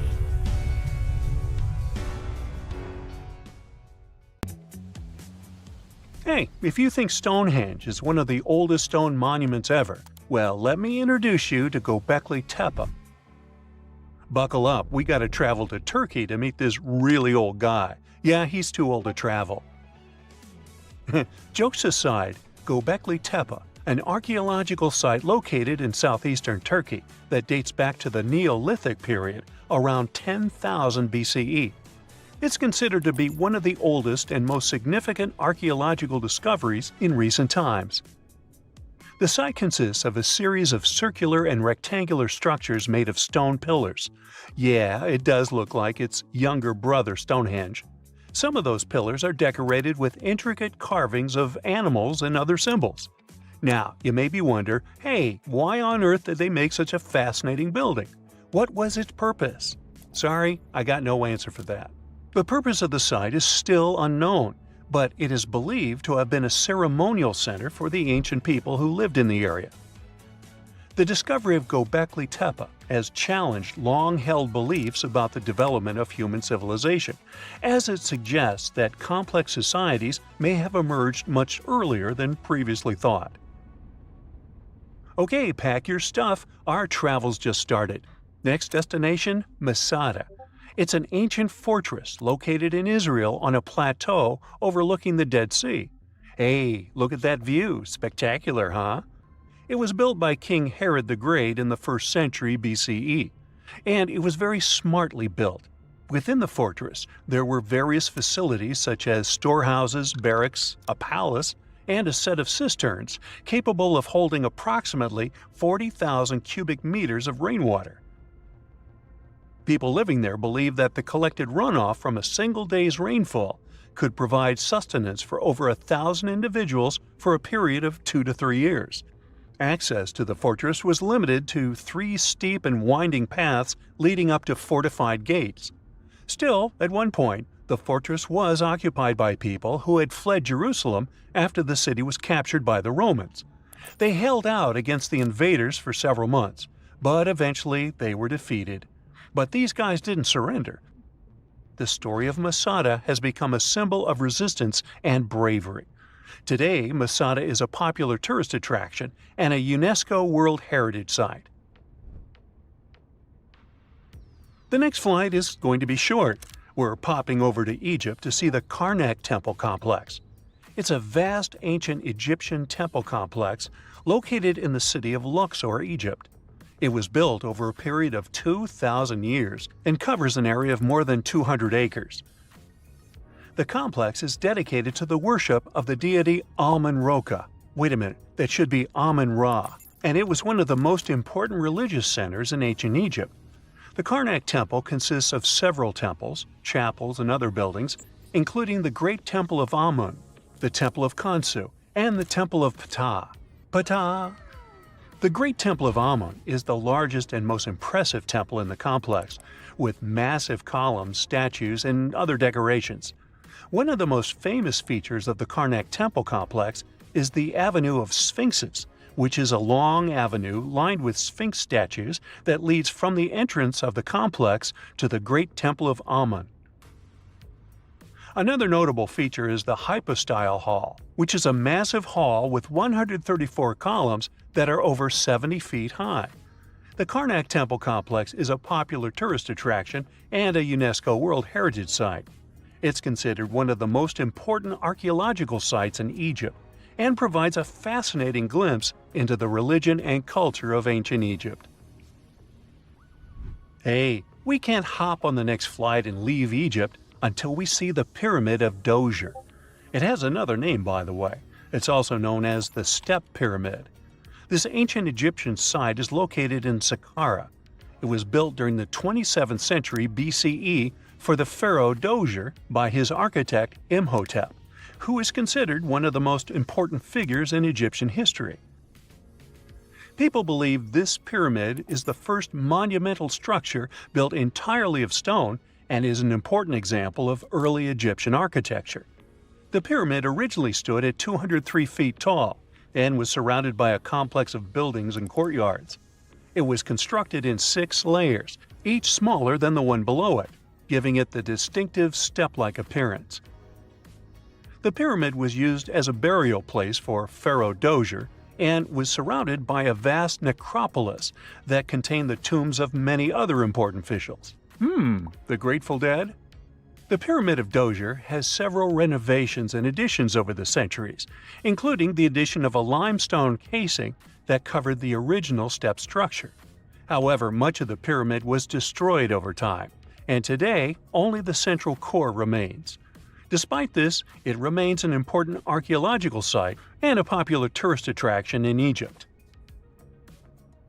Alrighty, we're ready to move on. There's one more pretty recent discovery we gotta see today. The Tower of Jericho was only discovered during excavations in the 1950s and 60s. It's an ancient stone tower located in the city of Jericho in the West Bank. Just like Göbekli Tepe, this one is believed to be one of the oldest stone structures in the world, dating back to approximately 8000 BCE. The tower stands at over 28 feet tall. It's made up of 2 main sections, an inner tower and an outer tower, which are connected by a series of stairs. The purpose of the Tower of Jericho is not entirely clear, but it is believed to have served as a defensive structure or a watchtower. It may have also had religious significance, as it was located near a sacred spring. The Tower of Jericho is a significant archaeological site and has provided valuable insights into the early history of human civilization. It's open to visitors and is a popular destination for tourists interested in ancient history. Now, this ancient site even got attention from Netflix, and they made a movie where the action takes place in Mohenjo-Daro. This site was a major center of the Indus Valley civilization in present-day Pakistan. Mohenjo-Daro was one of the largest cities of the ancient world, with a population estimated to have been around 40,000 in its peak. Trust me, that must have been a crazy megalopolis back then. The city was notable for its advanced urban planning, with sophisticated drainage and sanitation systems, and its impressive architecture, including the Great Bath and the Granary. Mohenjo-Daro was abandoned around 1900 BCE, and its ruins were only rediscovered in the 1920s. Today, it is a UNESCO World Heritage Site and an important archaeological site for the study of ancient South Asian civilization. We're heading to a teeny-tiny country that has quite an impressive history. Welcome to Malta.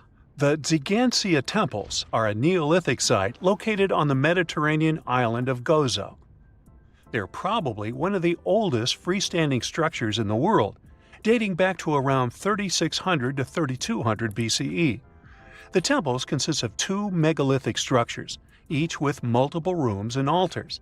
The name Tsigantia means giant tower in Maltese, as people believe that only giants could have built such massive structures. The temples are believed to have been used for religious purposes and are considered to be an important example of prehistoric architecture. They were added to the UNESCO World Heritage List in 1980. Well, you must be pretty tired, but there's one more place we gotta visit today. Our plane is already landing in Armenia, and we're here to see the Temple of Garni. Look, this one is well preserved. This temple dates back to the 1st century CE. It was built by King Tiridates I as a dedication to the sun deity Mir. Sadly, the temple was destroyed in the 17th century during an earthquake, which is quite a common thing for this area, but it was later reconstructed in the 20th century. Today, it's a popular tourist attraction and is also listed as a UNESCO World Heritage Site.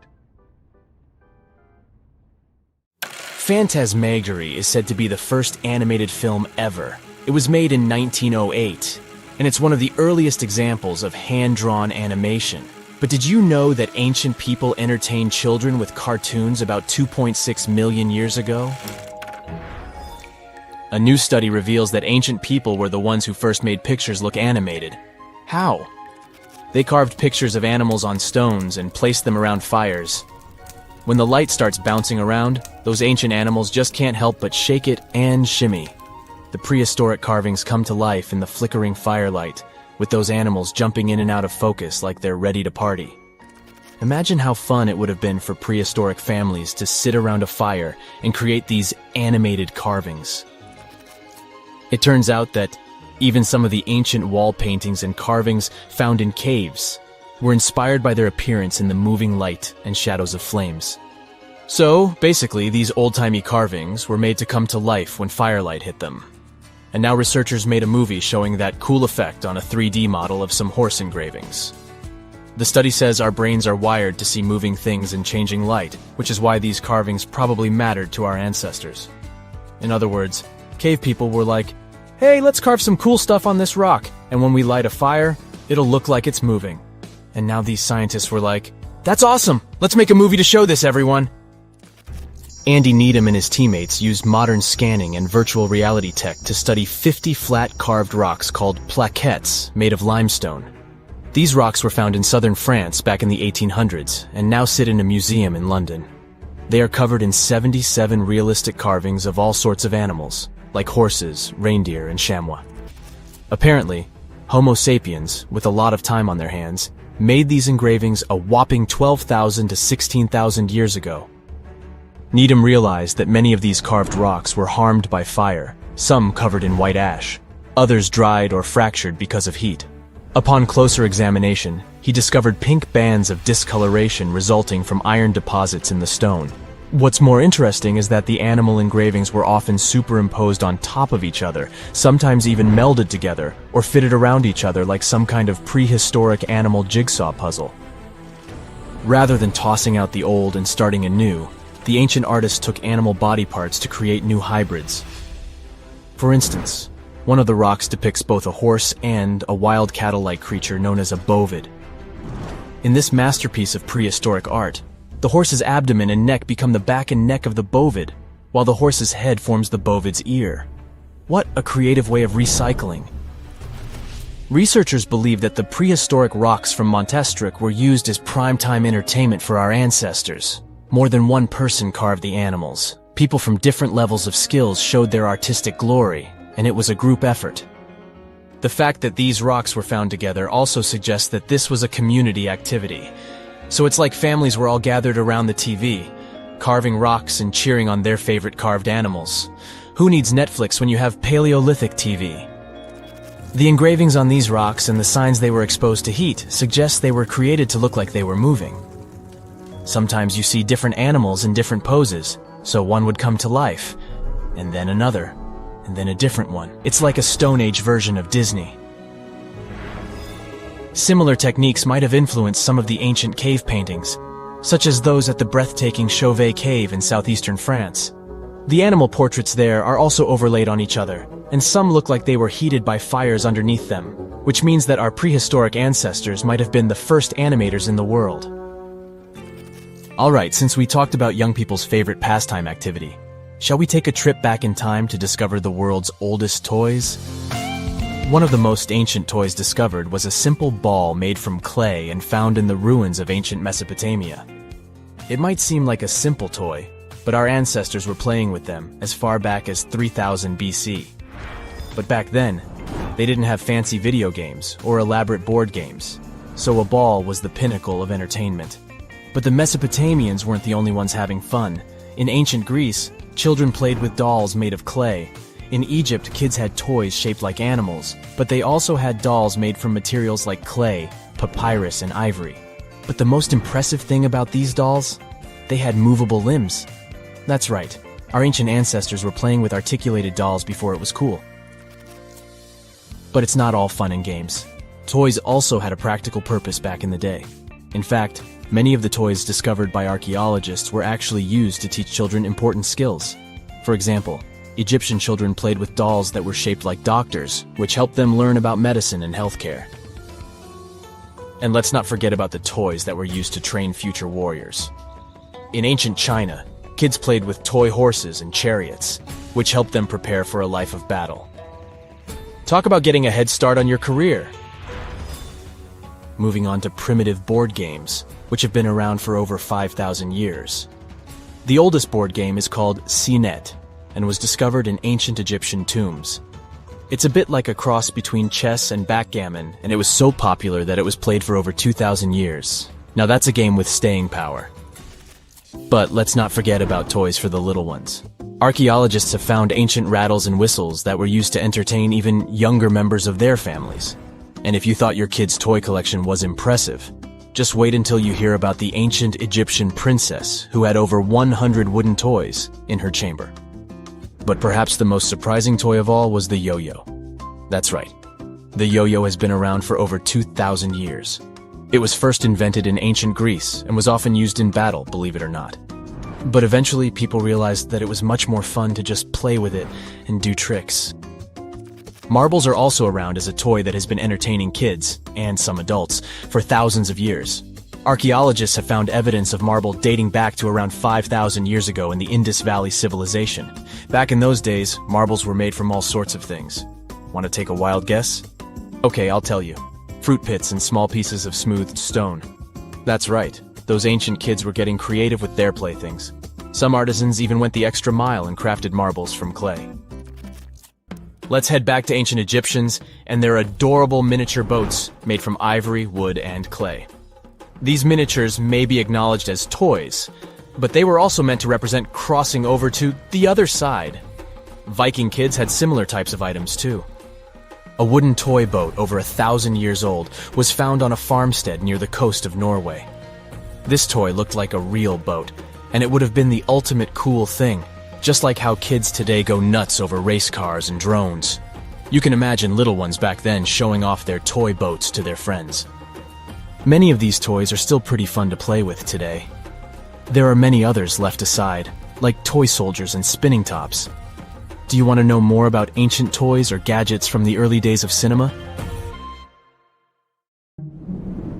When we look at creatures in the animal kingdom, we often have the following thought.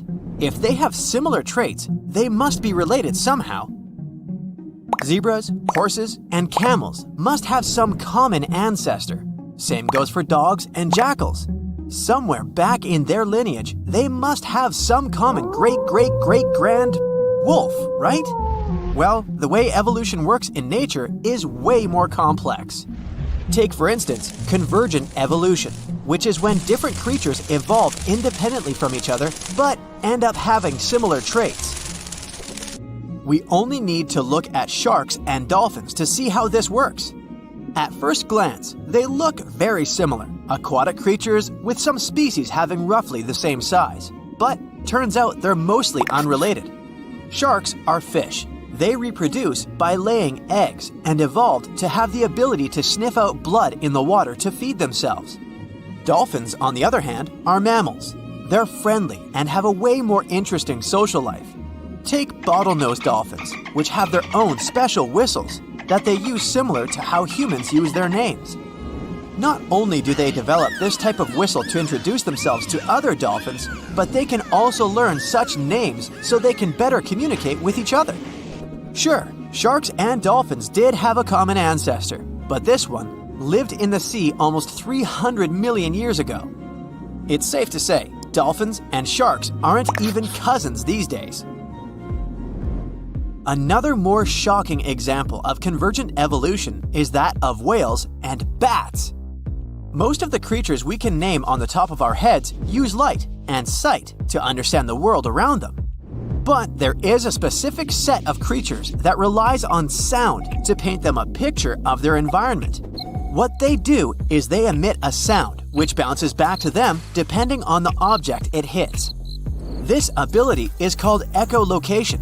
Animals that have this feature emit sounds at frequencies above human hearing, called ultrasound. Those sound waves bounce off objects while they move around, allowing them to figure out where they are in a certain space. Echolocation is mostly used by toothed whales and by some species of bats. What's similar in both of these animals is that they need to hunt in the darkness. Despite this, they echolocate in very different ways. Bats, for instance, use their throats to generate ultrasound from their mouth or nose. Then, they proceed to listen for changes in the echoes. Their echolocation is so finely tuned that they can distinguish targets less than 0.01 inches apart, even if their target is moving. Whales, on the other hand, echolocate by pushing air through their nasal cavity. This movement creates vibrations in a special fatty organ called the melon. This organ focuses and modulates the sound, which then passes into the water around the whale. Whales then pick up the reflections of these sounds through their lower jaw and around the ears. Another striking example of evolutionary convergence is that of ichthyosaurus and dolphins. Visually, the Mesozoic fish lizards named Ichthyosaurus seem very similar to modern dolphins. But the friendly mammals are much more related to giraffes and camels than the ancient creatures. Despite being 200 million years apart, they do share some common traits which mislead people into thinking they belong to the same species. But that's mostly because they lived in the same environment. They both evolved to feature dorsal fins, which keep them balanced while swimming. Now, let's look at Phytosaurus and crocodiles. The first ones were reptiles that roamed the Earth back in the Triassic period. They weren't dinosaurs, but they lived at the same time as the first dinosaurs did. Even though they look very similar, the first crocodiles popped up more than 70 million years later in the Cretaceous period. These two even fooled paleontologists at first. They initially assumed that phytosaurs were the ancestors of crocodiles. Placodonts and turtles look similar too. Placodonts, however, appeared about the same time as the dinosaurs did, somewhere around 235 million years ago. Like modern turtles, they lived in marine environments, but they were surrounded by predators. So, they evolved to have really strong shells to protect themselves. Turtles, however, made it to the scene around 100 million years later. Even modern cats have ancient lookalikes. They were called the Sparacidons, but they were carnivores and marsupials. They used to live in the South American area and resembled the saber-toothed tiger, which is now extinct. Speaking of saber-toothed tigers, how about one that's also related to the kangaroo? Yeah, this creature used to freely roam the Earth around 300 million years ago. The Thylacosmilus may have looked like a feline, but it was a marsupial, meaning it had a pouch of skin in which it carried its pups for a certain period after their birth, like kangaroos and opossums do today. It's difficult to estimate what they looked like since a full skeleton has never been found, but we do know they weighed between 180 to 260 pounds. When we picture a present-day elephant, we always imagine them with their tusks protruding upwards. Well, that's not how their ancestors did it. About 20 million years ago, there lived a prehistoric elephant-like creature named Deinotherium. It did, however, have both tusks curving down from their jaw. As with many other prehistoric creatures, we don't know why they had this feature the other way around. But one theory suggests they used them as anchors. By securing themselves to riverbanks, they were able to safely sleep without drifting off. The last thylacine passed away in the early 20th century. Their extinction was one of the most tragic natural events in modern times. For the last 2,000 years, they have been known to live only on the island of Tasmania. Despite the name, they looked more like foxes than felines. However, thylacines were marsupials rather than placental mammals like foxes. The two-lake wallaby was one of the most beautiful and majestic creatures ever to have lived. It used to be found in Australia and New Zealand. They were very similar to the kangaroos and featured fine fur with shifting bands of darker and lighter gray across their backs. Surprisingly, they were dubbed monkey face, but they had no connection whatsoever to modern monkeys, apart from both being mammals. What made them so special was the way they moved around. Their standard movement consisted of 2 short hops, followed by a long one. After that, the wallaby would simply stare into the sky. Don't be fooled though, the two-leg wallaby was extremely rapid. Females were generally taller than males, and they appear to have been quite sociable animals, at times being particularly fond of a certain location. They were also nocturnal. Hyracoodonts and horses share a lot of similar features, but hyracoodonts used to exist in the Eocene and Oligocene periods, and they went extinct around 23 million years ago. In their whole group, they featured very diverse species and came in many different sizes, from the small pony-like to the colossal Paraceratherium, which is one of the largest land-living mammals ever to exist. Modern horses, however, appeared around 2 million years ago. Let's do a little experiment together. Start by stretching your arms out. If you were to draw a line from your fingertips to your shoulder, it would measure around 28 inches. Now, try to picture an insect with a wingspan this big. Hold on a minute, you won't need a large can of bug spray, don't worry. They're extinct. But the gigantic Meganeuropsis did live around 250 to 300 million years ago. However, they most likely resembled the present-day dragonflies, despite not being technically related. Scientists figured out that they were not true dragonflies because of differences in the shape of their wing veins. Scientists still don't know why these bugs turned out so big. Some believe insects are limited in size because of the small quantity of oxygen they're able to take in. In the times when these insects roamed the Earth, the levels of oxygen in our atmosphere were much higher, so that might be one explanation. Other specialists think that they got so big because there wasn't any other predator large enough to pick them up from the ground. Today we're going to an art history trip. Our main focus is to unravel the mystery of whether or not ancient statues has always been white. We'll visit museums and even time travel to try and get a glimpse of what these statues were really like back in the day. To kick off our tour, we land in New York. We climb the famous steps of the Met, the Metropolitan Museum of Art, and walk inside this enormous museum. You walk down the aisle and get to the room where one of the world's biggest collections of ancient Greek and Roman statues is held. Admiring the large array of statues, one thing seems evident. They are mainly white. It makes sense since their primary material is white marble. For centuries, historians, archaeologists, and researchers in general have always taken this fact for granted. Weren't these statues always white? Until recent decades, this wasn't something that people discussed. But in the 1980s, researchers unearthed an ancient Greek statue that was clearly pigmented. This new discovery made them wonder, were all ancient statues painted? Let's take a close look at this work of art. This 3rd century before the Common Era Greek statue was discovered to be almost entirely painted, still in its original form.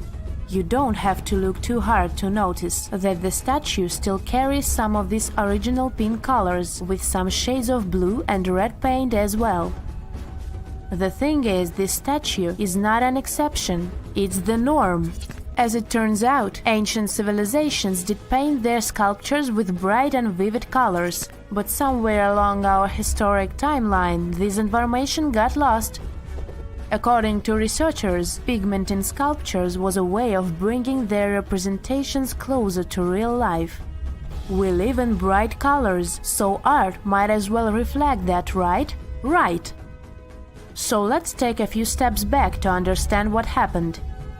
So why are our museum's galleries filled with white statues as far as the eye could see? You might have heard of Michelangelo. It's a famous Italian sculptor who carved the iconic David and painted the ceiling of the Sistine Chapel. Michelangelo was one of the most emblematic painters of the Renaissance. The Renaissance was a historical period when European artists, philosophers, and scientists developed a renewed interest in the creations of ancient Greece and Rome. Artists like Michelangelo studied a series of Roman sculptures, like this one, the Laocoon and his sons. They fell in love with their lifelike figures and pristine white marble. The one thing they didn't know, and didn't have the technology to know, was if the colored pigments from those sculptures had faded. After all, they were found after years of being buried or left in the open air. It's speculated that this statue, the Laocoon, had colored snakes and mantles, for example. When the Renaissance artists set out to pay homage to ancient artists, they left their masterpieces bare too. They carved directly onto the marble and left them white, without pigmentation. Probably because that's the way they thought things were done in the old days. The works of Michelangelo and his peers influenced a whole generation of sculptors after that. So this way of doing art traveled to modern times without much questioning. However, evidence of color pigments in ancient statues is abundant. Some researchers show that scholars have known for at least a century that ancient sculptures weren't originally all white. Other studies suggest that this discovery might have happened even earlier. In early 1980s, archaeologist Vincent Brinkmann made a huge discovery. During his time as a student at the Ludwig Maximilian University in Munich, he developed a technology that was able to detect polychromy in ancient samples of Greek statues. Polychromy is an art of painting in several colors. Anyways, he was taken aback by his discovery and confused as to why and how other researchers and archaeologists weren't talking about this. As it happens, the first discovery that ancient statues weren't all that white happened a long time ago, way before Vincent was born. It happened during the unearthing of Pompeii back in the 1700s. As you may know, the city of Pompeii in southern Italy was completely covered with lava after the sudden eruption of Mount Vesuvius. The city was destroyed, but the clouds of ashes that arose from the lava managed to preserve a lot of the city structure through time. Thankfully for art historians and archaeologists, Pompeii became a digging ground for understanding ancient Rome. Researchers found several conserved frescoes that depicted scenes of daily Roman life. In one of these paintings, an artist is seen painting a sculpture. This fact was recorded by a very famous art historian known as Johann Joachim Winckelmann. He is also considered the father of art history. Now let's take a closer look at another famous statue. To see this one in person, you'll have to fly all the way to Rome and visit the Vatican museums. The statue you're looking at is a classic representation of Caesar Augustus. In case you didn't know, he was the founder of the Roman Empire and the first emperor of Rome. He is important. The sculpture you're seeing is called the Augustus of Prima Porta. You may have seen this before, probably in a history textbook. The thing is, it's always depicted in its white marble form. But according to an archaeological finding from the 1860s, the original statue was way much more colorful than that. According to archaeologists, the statue of Augustus de Prima Porta has a crimson tunic, yellow armor, and a purple mantle. It's important to keep in mind that colors weren't made artificially as they are today. Artists could only produce color from natural resources, so purple, for example, was an extremely difficult color to make. Back in the day, they derived purple from the mucus of a rare species of snail, meaning that anyone who used the color purple to pigment their art and clothes was powerful and wealthy. Well, this looked like enough proof for me that ancient statues weren't always white. But as we can judge by the look of our modern museums, there didn't seem to exist enough interest in the art community to further explore polychromy on the ancient statues. But remember that archaeologist we talked about, Brinkman? Well, he has been collecting data on polychromy since the 1980s. At a certain point, he even began making colored replicas of such statues. The technology used is far from simple. To reconstitute these ancient works of art, Brinkman makes a 3D plaster copy of them. Then he paints them by hand with the help of his wife. To find out which color were used in the original sculptures, Brinkman uses UV light. Certain pigments glow under UV light, exposing traces that would otherwise be invisible. Take this colorful archer as an example. Look at these colors. This piece is the reconstruction of a marble archer in the costume of a horseman. To accurately depict the archer, restorers had to research a lot about the history of the region where the art piece was originally found, since colors have a cultural meaning. That, together with UV technology, allowed for the reconstruction you can now see. It seems very far from the idea we have of what the Greeks would make, but this is supposed to look exactly like the original one. According to Brinkman, we shouldn't be so surprised that ancient Western civilizations used bright colors to depict their realities. After all, the Romans and Greeks were heavily inspired by the works of art of Egyptian civilization, Old Mesopotamia, and Asia. For example, if you look at the famous Egyptian Sphinx, you might be led to believe that it always looked that way, but that wasn't at all the case. Modern studies and virtual reconstructions of the monument show us that the monument was very colorful. The body of the statue is believed to have been painted terracotta, while the regal headdress that circles the head is meant to have been golden blue. All of these were considered important colors in Egyptian times, and it was only suitable to use them to depict a pharaoh. You know, scientists make discoveries that change the world, but even they can face mysteries. Here are 10 things that have baffled scientists. Imagine that you constantly hear a low-frequency hum, and no one can trace its source. Roughly 4% of the world's population hears the hum. It's a geography-free sound. I mean, people all around the world hear it, so the name varies from Tao's hum to Auckland hum, depending on the region where it gets generated. The sound is just on the threshold of human hearing. People hear it less when they're outside, and it gets louder indoors, especially at night. What's even scarier is that you cannot unhear it once you've heard it. Some folks say it started in London around the time of Charles Dickens, who wrote A Christmas Carol, and the low-frequency sound actually comes from the humbug. Or not. Actually, the earliest cases were recorded in Bristol, UK, dating back to the mid-1970s. Scientists have various theories about where the hum comes from and why only some people can hear it, yet they don't have a clear answer. It could occur when ocean waves move along the ocean floor. They shake the Earth when they collide with continental shelves. Or this might be happening because of volcanic eruptions and earthquakes. Oh, and how about ultra-low frequency radio signals used to communicate with submarines or even 5G? Upsweep is another type of unidentified sound. It was discovered in 1991 in the Pacific Ocean. The sound is high enough to be recorded throughout the ocean.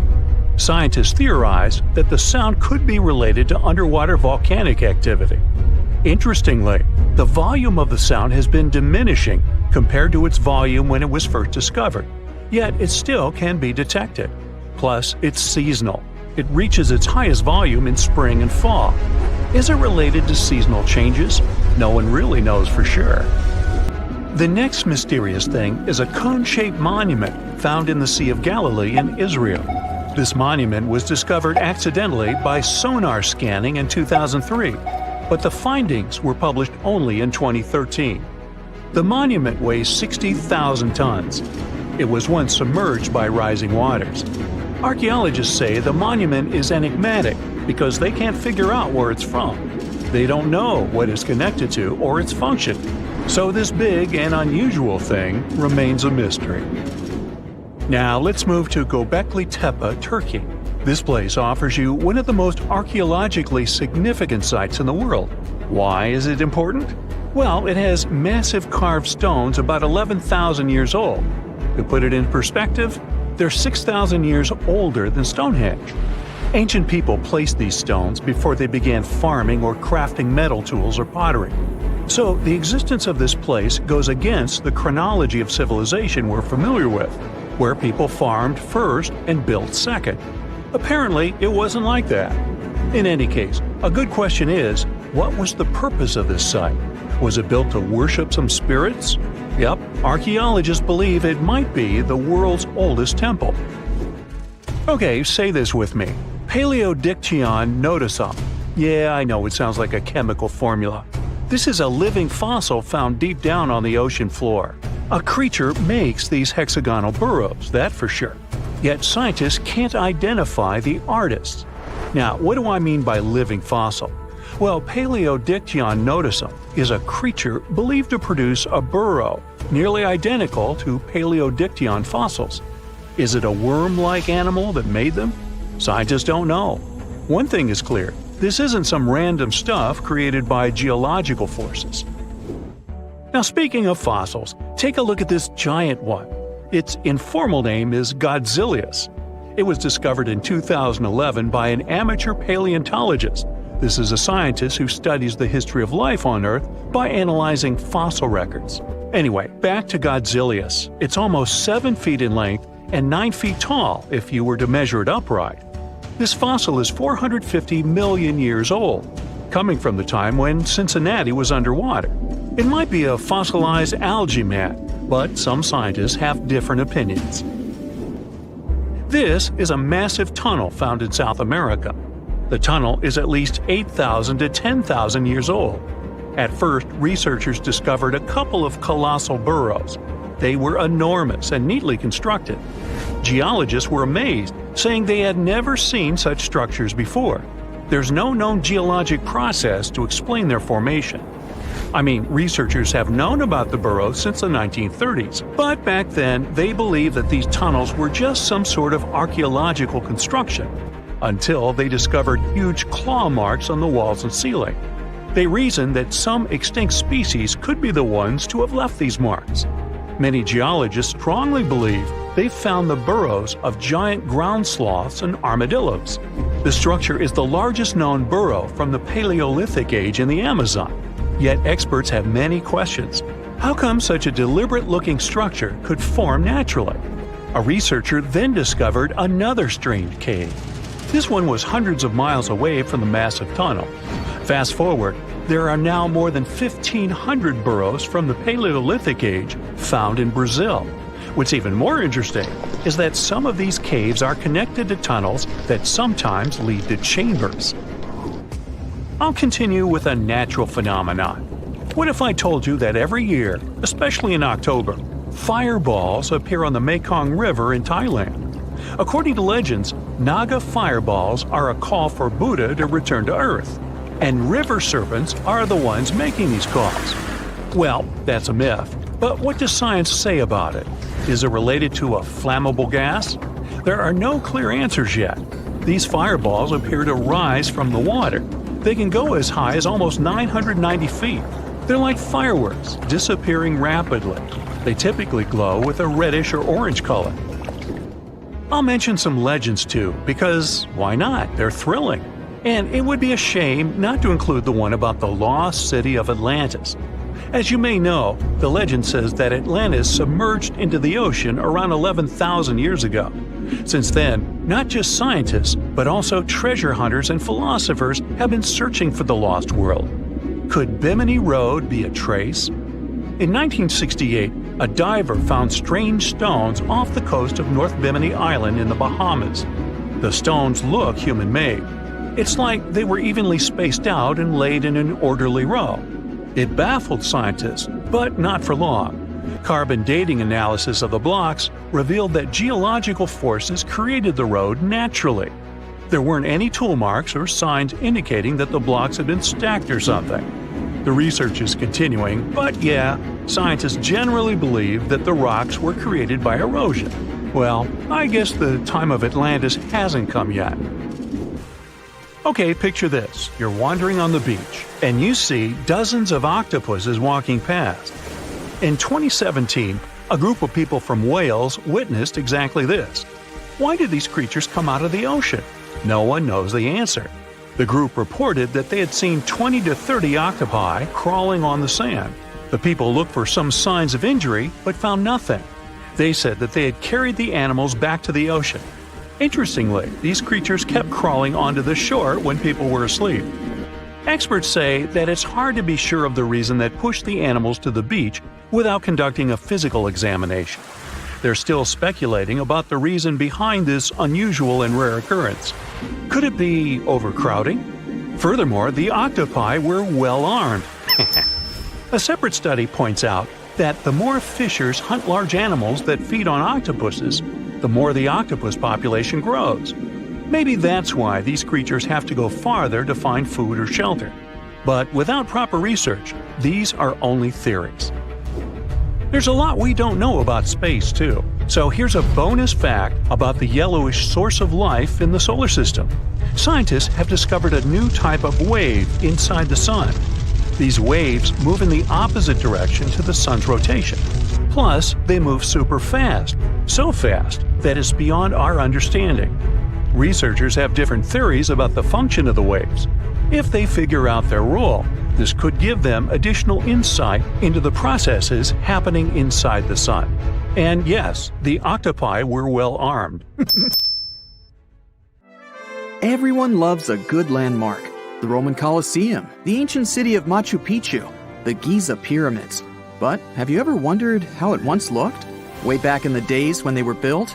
Or even in the time they were covered in ivy and forgotten by humanity? Buckle up, because we're heading on a time travel adventure to the world's greatest archaeological sites. Our voyage begins in South America, deep inside the Peruvian mountains. Behold, the city of Machu Picchu. Machu Picchu is a monument to the ingenuity and power of the Inca civilization. During its prime, the Inca civilization stretched 2,500 miles along South America's coastline from modern-day Ecuador all the way down to Chile. And Machu Picchu was located at the heart and center of it. The historic site was constructed at around 7,000 feet above sea level, more or less around 1450 BCE. The gated city consisted of around 150 buildings made of stone. The Incas managed to build temples, houses, and even a complex aqueduct system to irrigate the entire town. And yes, they did all that without the help of wheels or any instrument made of iron. The housing model is somewhat similar to stone houses we see nowadays, with the difference that the Incas didn't use any cement to stick together the blocks of stone. Yet, they fit seamlessly on top of each other. Not only that, the Incas must have developed a rudimentary yet effective anti-earthquake technology, since in the event of a quake, the rocks would shake without falling out of place. If Machu Picchu had been built today, it would have cost over $70 million to finish the entire thing. The purpose of the site is still a mystery to many historians. Theories suggest that it could have been built as a ceremonial site, a safety base for the Inca people, or even a retreat for royalty.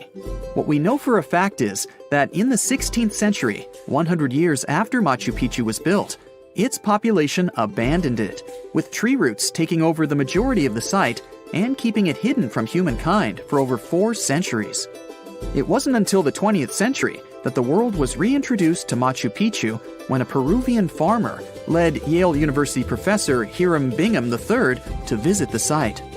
Since then, Bingham and many other explorers dedicated their lives and research to studying the archaeological wonder of Machu Picchu. Now, for the next stop on our time-traveling vehicle, the city of Pompeii in Italy. Pompeii has crowded our collective imagination for many years. The eruption of the Mount Vesuvius volcano in 79 AD and the destruction of an entire city is hopefully not something that will happen again. But I bet you're wondering, what did Pompeii look like on its last day?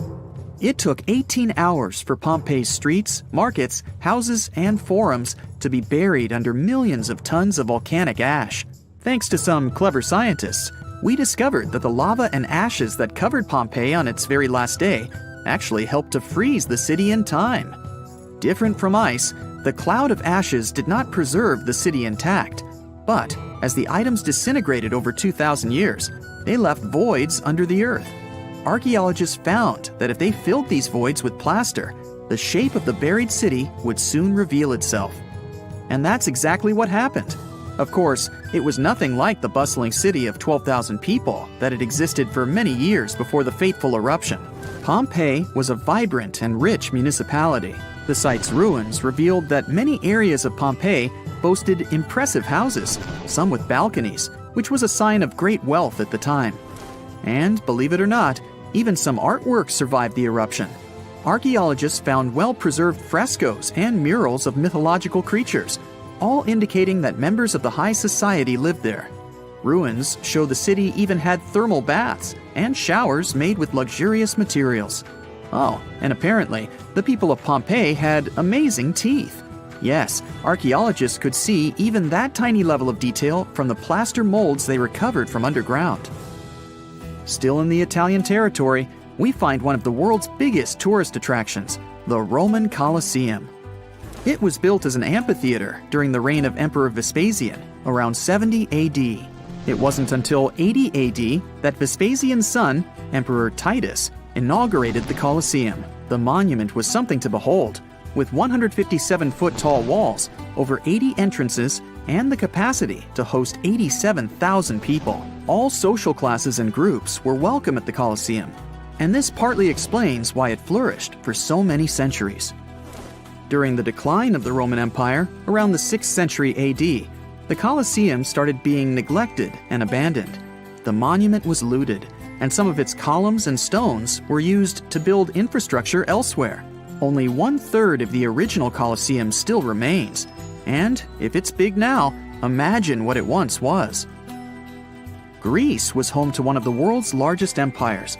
At the height of this empire, literally and historically speaking, more or less 2,400 years ago, the Greeks built a citadel known as the Acropolis.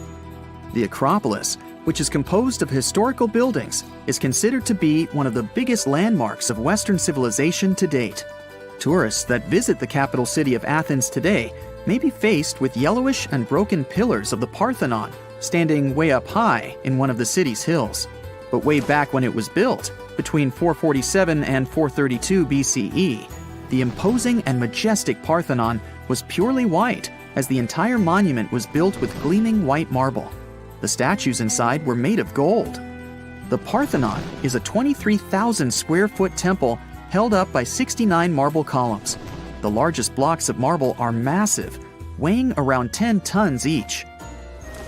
And the most surprising fact is that the marble didn't come from Athens, but from a nearby site that stood 10 miles from the Acropolis, known as Mount Pentelicon.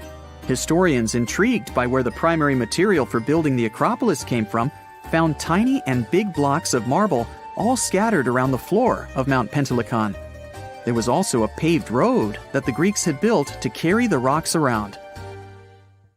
But perhaps the most impacting monument of all times is located at the heart of the Middle East, outside the Egyptian city of Cairo. The pyramids are considered one of the 7 wonders of the ancient world. The Giza Pyramid Complex was built as a tomb for the pharaoh Khufu around 4,500 years ago. Between 20 to 30,000 people took part in the construction process. It's composed of 3 pyramids. The massive monument is made out of approximately 8,000 tons of granite and over 550,000 tons of mortar, which gives it the appearance it has today. Would you believe me if I told you that the pyramids didn't always look like this? Far from it. They were shiny white with a golden triangular tip at the top. This is because the Egyptians used over 6 million tons of limestone to cover the entire rocky, step-like structure, all so that they could gleam white under the unforgiving sunlight of Egyptian skies. The Pyramid of Khufu remained the tallest structure on Earth made by humans for over 3,800 years. It was the only 8-sided pyramid in Egypt and was believed to align with Orion's belt. It's considered to be the most aligned construction facing north. In 1979, it was inscribed on the UNESCO World Heritage List. Let's head on down to the Indian city of Agra to quickly visit the Taj Mahal. You may know it as the Taj, but it can also be called by its more endearing name, a teardrop in the cheek of time. The Taj took over 22 years to build and was commissioned in 1632 by Mughal Emperor Shah Jahan as a declaration of love for his third and favorite wife, Mumtaz Mahal. It was made with ivory white marble, and amazingly, due to tight conservation, it still remains very similar to what it was when it was built. I think all this talk of landmarks got me thirsty for some traveling. What about you?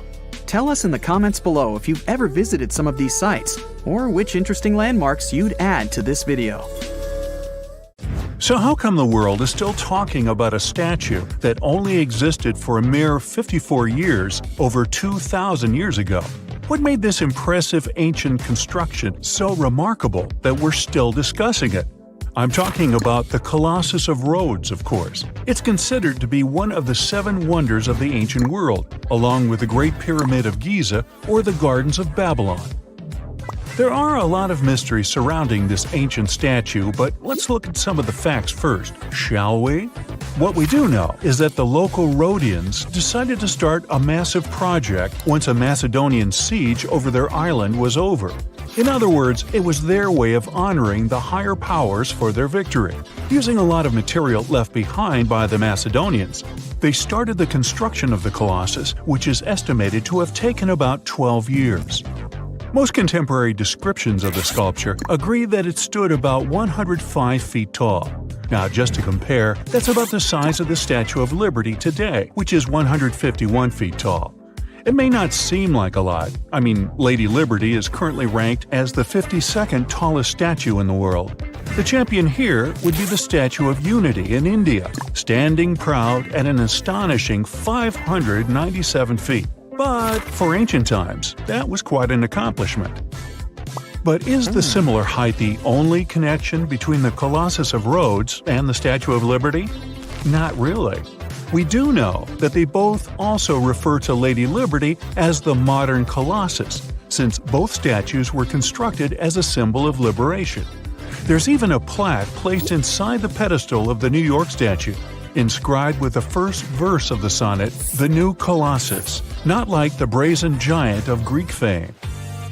To build this massive Colossus statue, they sure needed a lot of bronze.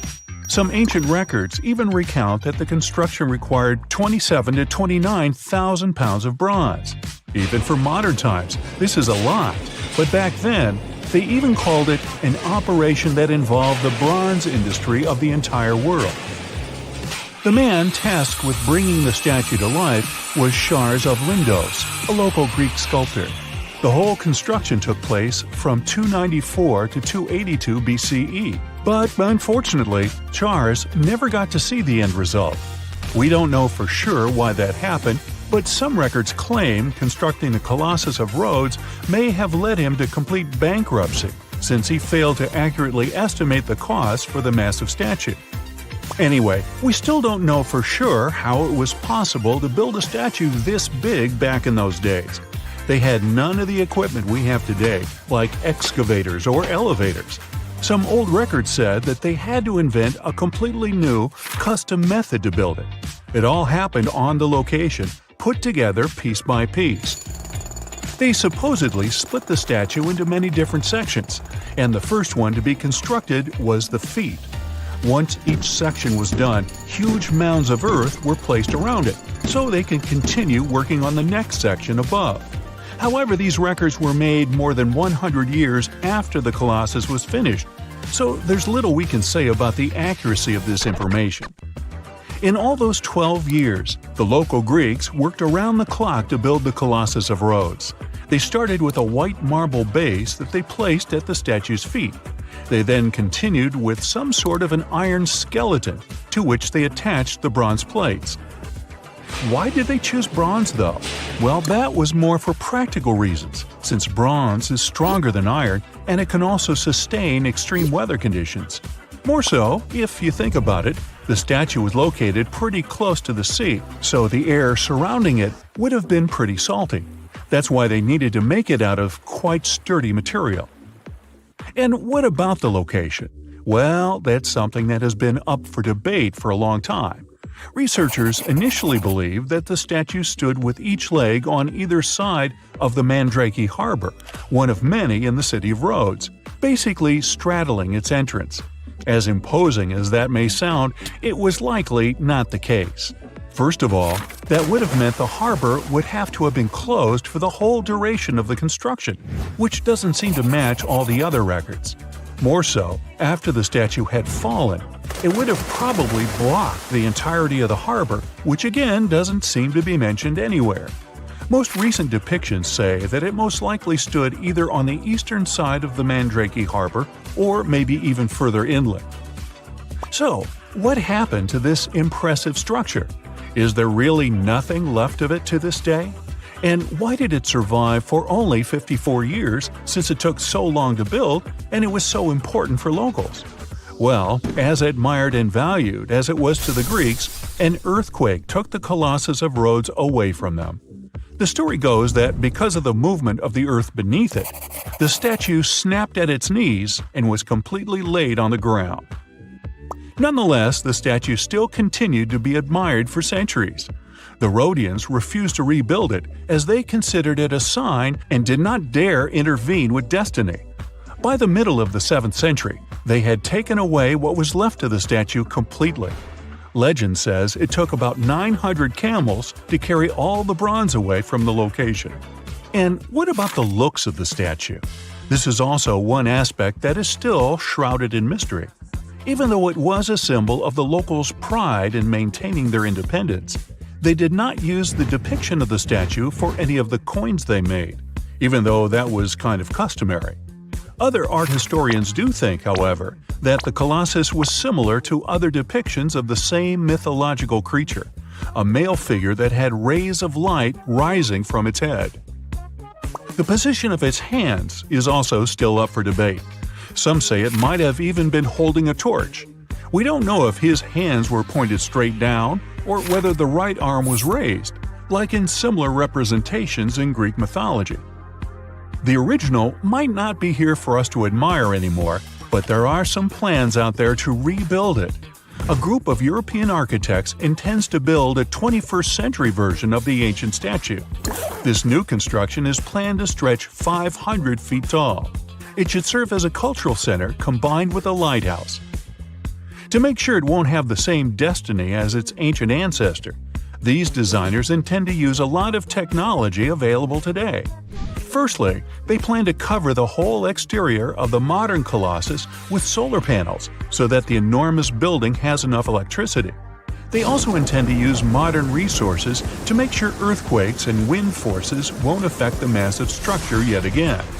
To do that, they plan to build the statue as a tripod structure, made from its 2 legs and a third pillar of support, constructed from the sash draped over the statue's arm and touching the ground. They also plan to place heavy steel support around the base for counterbalance. They even thought of a suspension system that would permit the statue to rock back and forth, making it a bit more flexible and able to resist all the various weather conditions. The manufacturer's suggested retail price on this project is quite high though, estimated at around $283 million. Supporters of the modern Colossus are optimistic as they are certain they can raise that impressive amount of cash through crowdfunding and private investments. On October 30th, 1759, the inhabitants of the Middle East were jolted awake by an earthquake.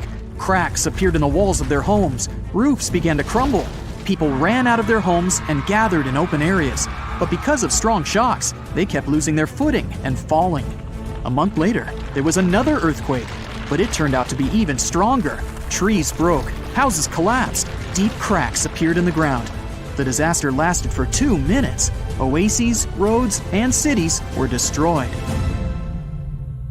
Incredibly, Baalbek's ancient buildings withstood earthquakes. Some historians state that this majestic and mysterious place was built during the Roman Empire, but many researchers disagree. Whatever the truth is, the city is one of the main archaeological phenomena of humankind. The most amazing building of Baalbek is the Temple of Jupiter. The inhabitants of the Roman Empire believed that Jupiter held power over lightning and thunder. The building looked like a platform with 54 columns. A massive roof rested on these columns. Today, you can only see 6 70-foot-high columns. Each of them consists of 3 sections and resembles a pencil. The cores of these pencils were made of lead. This made the columns exceptionally strong. Each of these pieces of stone weighed an incredible 80 tons. That's the weight of 35 Ford Explorer SUVs. Look, this is the largest block in the Great Pyramid of Giza. But compared to the blocks from Baalbek, it doesn't even look that impressive. The foundation under the Temple of Jupiter was preserved. That's how specialists figured out it consisted of about 25 monolithic stones, weighing 450 tons each. It means that the blocks from Baalbek weigh almost 4 times more than the blocks from Egypt. There are 3 more enormous limestone blocks in the foundation. They weigh 800 tons each. This is more than twice the weight of a Boeing 747 plane. Ancient builders must have had a hard time carving such giants from a piece of stone. And after that, they also had to pull them to the construction site and lift them to a significant height. Repeating these logistics would probably turn out to be a nightmare for present-day builders. To do this amount of work, they would need modern equipment. But Baalbek's constructors didn't have trucks, cranes with circular saws, or electricity. How did the builders of the past manage to do this? Scientists have a theory that includes ropes, winches, and lever systems. Naturally, the engineers of the past made all the gadgets from wood. Around 3,000 feet away from the ruins of the temple complex, there's a quarry. Archaeologists suppose that's where the stones for the construction were cut. They found a block of limestone there. It seemed to be too large, even for this incredible place. The monolith got called the Stone of the South. It was 65 feet long and 13 feet wide. The ancient builders didn't have time to completely separate it from its mother rock. A group of scientists from Austria estimated that this piece of limestone weighed more than 1,000 tons. That's like 3 Boeing aircraft or 160 African elephants. There was another surprise awaiting the archaeologists near the Stone of the South. It was the second monolith that weighed more than 1,200 tons. But the ancient builders didn't stop at that. They continued to work. In 2014, in the same quarry, German archaeologists unearthed a block that weighed 1,650 tons. No one has figured out yet why people of the past needed a piece of stone that weighed as much as 125 school buses. It's also unclear how they were going to move this giant and why they didn't finish the job. In any case, this third monolith is the largest processed piece of stone in human history. There are more questions than answers. Some researchers believe that people of the past had high-tech equipment. Others don't think so, but are eager to understand how the builders managed to move those stones. There's a huge number of ancient buildings and artifacts on the planet. Lots of them make researchers scratch their heads. Near the Pyramid of Djoser in Egypt, archaeologists have found a network of tunnels. This place is called Serapeum. It contains 24 sarcophagi weighing from 70 to 100 tons. The giant boxes are carved from a single piece of granite and covered with heavy lids. The sarcophagi are perfectly symmetrical. To the touch, their walls are as smooth as glass. Even with the current level of technology, this is very difficult to do. But the ancient Egyptians managed this feat. The Lycurgus cup is a priceless artifact and example of ancient nanotechnology. It's made of glass that can change its color. If you put a source of light in front of the cup, it turns green. If the light is behind the goblet, it becomes deep red. In this case, the figure of Greek king Lycurgus turns pale purple. Scientists understood how this color change worked only at the end of the 20th century. Through microscopes, they saw nanoparticles of silver, gold, and copper. They had been added to the glass matrix. Thanks to this, you can observe a color change called dichroism. Interestingly, the gold and silver were grounded into a fine dust. It's almost impossible to do this by accident. Most likely, the ancient experts knew for sure what they were doing. Bolivia has a curious place called Puma Punku. It looks as if an ancient giant played there with an enormous construction set. And after the game, they forgot to put the pieces back into the box. But there are no giants, and the huge stone blocks were carved by ancient builders over 1,500 years ago. Some of the rocks weigh 100 tons. The blocks were brought to an altitude of almost 13,000 feet above sea level from the quarry 60 miles away from the construction site. There's no forest in that area. This means the builders couldn't use trees to make wooden rollers. The monument belongs to the Inca civilization. Scientists are sure they didn't know anything about wheels. In 1992, the inhabitants of a Chinese village decided to drain a pond. Their ancestors had been using it to wash clothes and catch fish for hundreds of years. They kept pumping the water out for 17 days. At the bottom of the reservoir, they made an unexpected discovery. The villagers saw an entrance to a cave going down to a depth of 100 feet. The incredible find was named the Longyu Caves. Unknown builders carved out 320,000 square feet of galleries. There are separate rooms, bridges, pools, and columns that support the ceiling. The walls of the cave are covered with strange carved lines and patterns. Scientists haven't found any information about who built the caves and why they did it. The construction technology also remains a mystery. Antonio Stradivari lived in Italy in the 18th century. He created musical instruments. More than 600 of his works have survived to this day. 500 of them are violins. One of the instruments was sold at auction for $16 million. The violins made by this master sound clear and deep. Researchers can't understand why Stradivarius instruments produce such unique sounds. Perhaps it's all about the varnish the master used to cover the violins. The answer may also lie in the wood the instruments are made of. In those days, Europe had a cold climate. Because of this, the wood became denser, and the instruments made of it sounded especially pleasing to the ear. In the Indian city of Delhi, there's a 23-foot-high pole. It weighs 6.5 tons and is made of 98% wrought iron. The 1,600-year-old pillar has no signs of rust or decay. Scientists believe that the monument is so well preserved thanks to the dry weather and the chemical composition of the metal. It might be resistant to corrosion. And still, researchers don't know how the blacksmiths managed to make an iron pillar that's not afraid of rust. It seems like a tough feat, even for modern metallurgists. The Al-Nasla rock is divided into two parts by a perfectly straight slit. Each boulder stands on a small pedestal. Some people believe this is the evidence of ancient laser technology. But geologists think the split happened due to the ground shifting or natural vibrations that occurred under the rock. This process led to the appearance of the crack. It had been deepening for thousands of years, and gradually, the natural monument took the form you can see today. One of the largest apocalypses that humanity has experienced happened about 74,000 years ago on the territory of modern Indonesia. It was an eruption of a supervolcano on Mount Toba. It was also the biggest eruption on Earth over the last 2 million years. Even the tragedy of Pompeii, when the volcano Vesuvius destroyed the entire city, was not so large-scale. At the time of the Toba eruption, humanity was as close to extinction as ever. And the problem wasn't in the volcano itself, but in the consequences that came after. Some studies suggest that 3,000 to 10,000 people could survive the period after the eruption. During the disaster, Toba released millions of tons of volcanic ash and soot.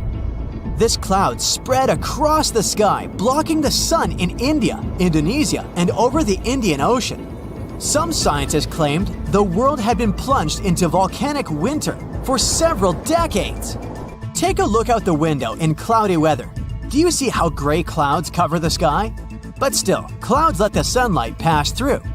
It was much worse during the Toba eruption, since sulfur dioxide in the volcanic ash reflected sunlight. Dust and ashes didn't settle for a long time. Perhaps they flew all over the planet, destroying many living things. A lot of plants couldn't survive because of the lack of sunlight. Also, Earth's temperature dropped by several degrees, which led to new disasters. In today's modern world, the temperature doesn't affect residents of our cities that much. But for nature, even minor changes may entail catastrophic consequences. For example, plants and insects can live at the same temperature for thousands of years, but a sharp cold snap destroys them. This leads to the fact that almost all animals don't get enough food to feed their offspring. The population of all creatures in the wild is dropping. The ancient people of that time survived by hunting herbivores and gathering berries, fruits, and mushrooms. But the eruption destroyed almost all of them. Also, a lack of light caused a lack of vitamin D. As a result, People were starving and they also were pretty depressed. However, some scientists think that many people survived this period quite easily, especially those who lived on the coast of South Africa. The ocean received the most minor damage from the disaster. The tribes who lived near the water caught a lot of fish. Both versions haven't yet been proven. Scientists still try to build an accurate picture of human development after this volcanic apocalypse. About 50,000 years after the Toba eruption, when the sun had finally passed through the gray clouds and the ash settled on the ground, nature and people began to restore the previous balance. But the warm times quickly didn't start as the Ice Age had already begun, and this problem was much more severe, as it lasted for thousands of years. Decreased solar activity and planet orbit changes led to strong temperature drops. Eternal cold covered almost the entire globe, forcing all living beings to migrate and struggle for survival. Such powerful animals as mammoths and saber-toothed tigers couldn't survive the Ice Age. But Homo sapiens were able to adapt to their new weather conditions. People hid in caves, made fires, and improved their hunting skills. Therefore, in a sense, the Ice Age made humanity stronger. In the modern world, such weather can cause significant problems for the global economy and create financial crises worldwide. The last period similar to the Ice Age happened at the beginning of the 19th century. Mount Tambora in Indonesia exploded and released millions of tons of pumice, soot, and volcanic ash into the sky. People who lived on a volcanic island got the most severe damage in the first few minutes, but then the eruption's consequences began to reach the whole world. Volcanic ash again blocked sunlight and led to one of the coldest years in North America and Eurasia. This year, 1816, is better known in history as the year without summer. The ash cloud increased humidity and lowered the temperature in many areas. In the summer of 1816 in Central and Western Europe and North America, a humid climate and cold destroyed the harvest. Prices for goods rose and poor people lost access to food. Logistics and transport also suffered. People used horses to move around at that time, and since oats became expensive, many couldn't afford to keep these animals. Many believe these circumstances inspired the inventor Carl Dreis to create the world's first bicycle. Also, there's a theory that the Tambora eruption helped invent Frankenstein. Several writers, including Byron and Shelley, gathered in a villa in Switzerland where they began to write fantastic novels. Bad weather and rain outside the window inspired Mary Shelley to write a story about Dr. Frankenstein and his monster. Even now, this volcano is active, but it's not going to wake up anymore. But if it happens again, will we be ready this time?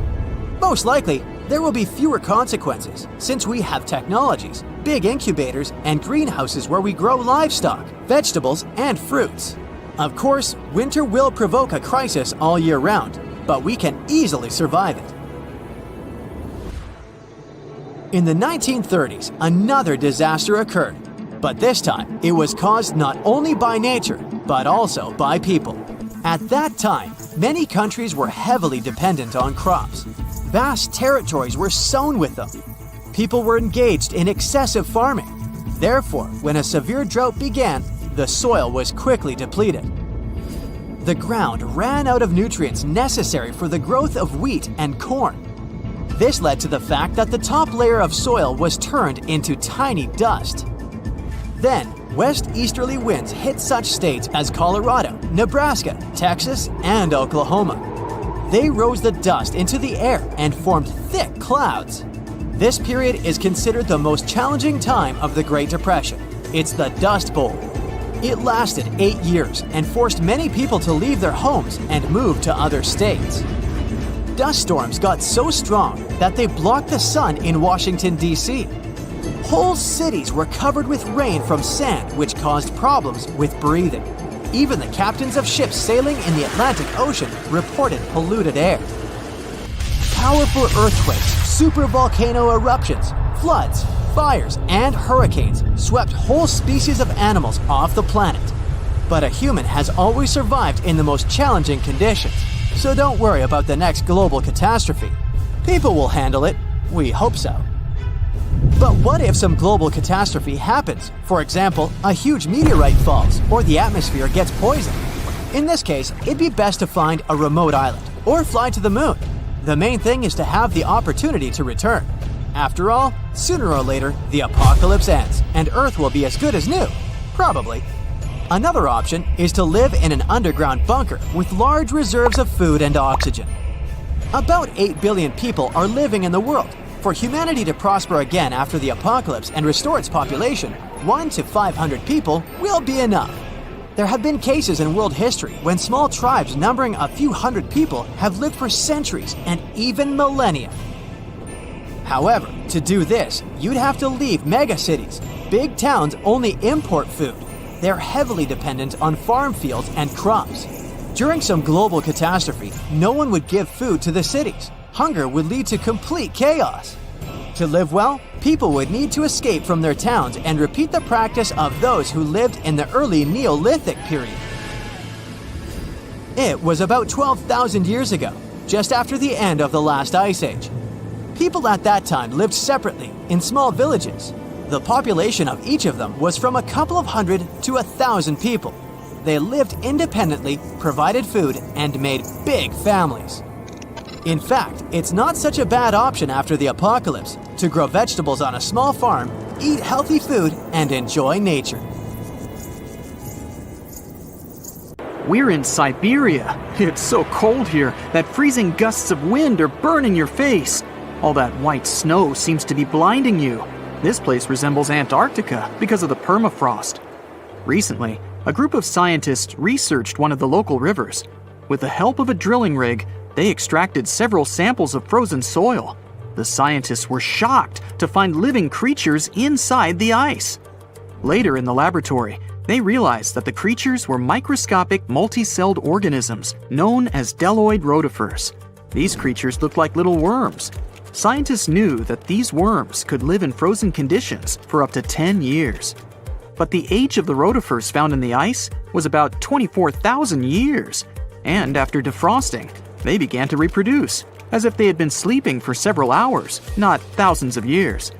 Further analysis showed that these organisms could stay frozen for hundreds of thousands of years. The rotifers might have lived during the time when people didn't invent the wheel yet. And this isn't their only superpower. Bdelloid rotifers are among the most radioactively resistant animals on Earth. They can survive in places where there's no oxygen and water. They can also stay alive in areas with high acidity and can live without food and water for a long time. By the way, these are not the only creatures that are known for living for thousands of years. Particular types of moss and some microorganisms are also almost immortal. Nematodes, also called roundworms, are some of the most adaptive varieties of worms in the world. Imagine the Eiffel Tower standing tall and proud. And now, let's make it 10 times higher and place it underground. Exactly at this depth, many thousands of feet under the surface, scientists discovered these creatures. There's no sunlight and almost no air in this place. And since it's much closer to Earth's core than the surface of our planet, the temperature here is higher than in the middle of the hottest desert. Millions of tons of soil above create insane pressure. But all this couldn't prevent life from developing here. When roundworms run out of air, food, or when the temperature becomes too high, they get into a unique state of stasis, or deep hibernation. In this mode, the worm's metabolism slows down, and almost all the processes in their bodies stop. The creatures can sleep for a very long time, and only wake up when the environment becomes more livable. By the way, you don't have to go so deep underground to find these creatures. Nematodes are found all over the world.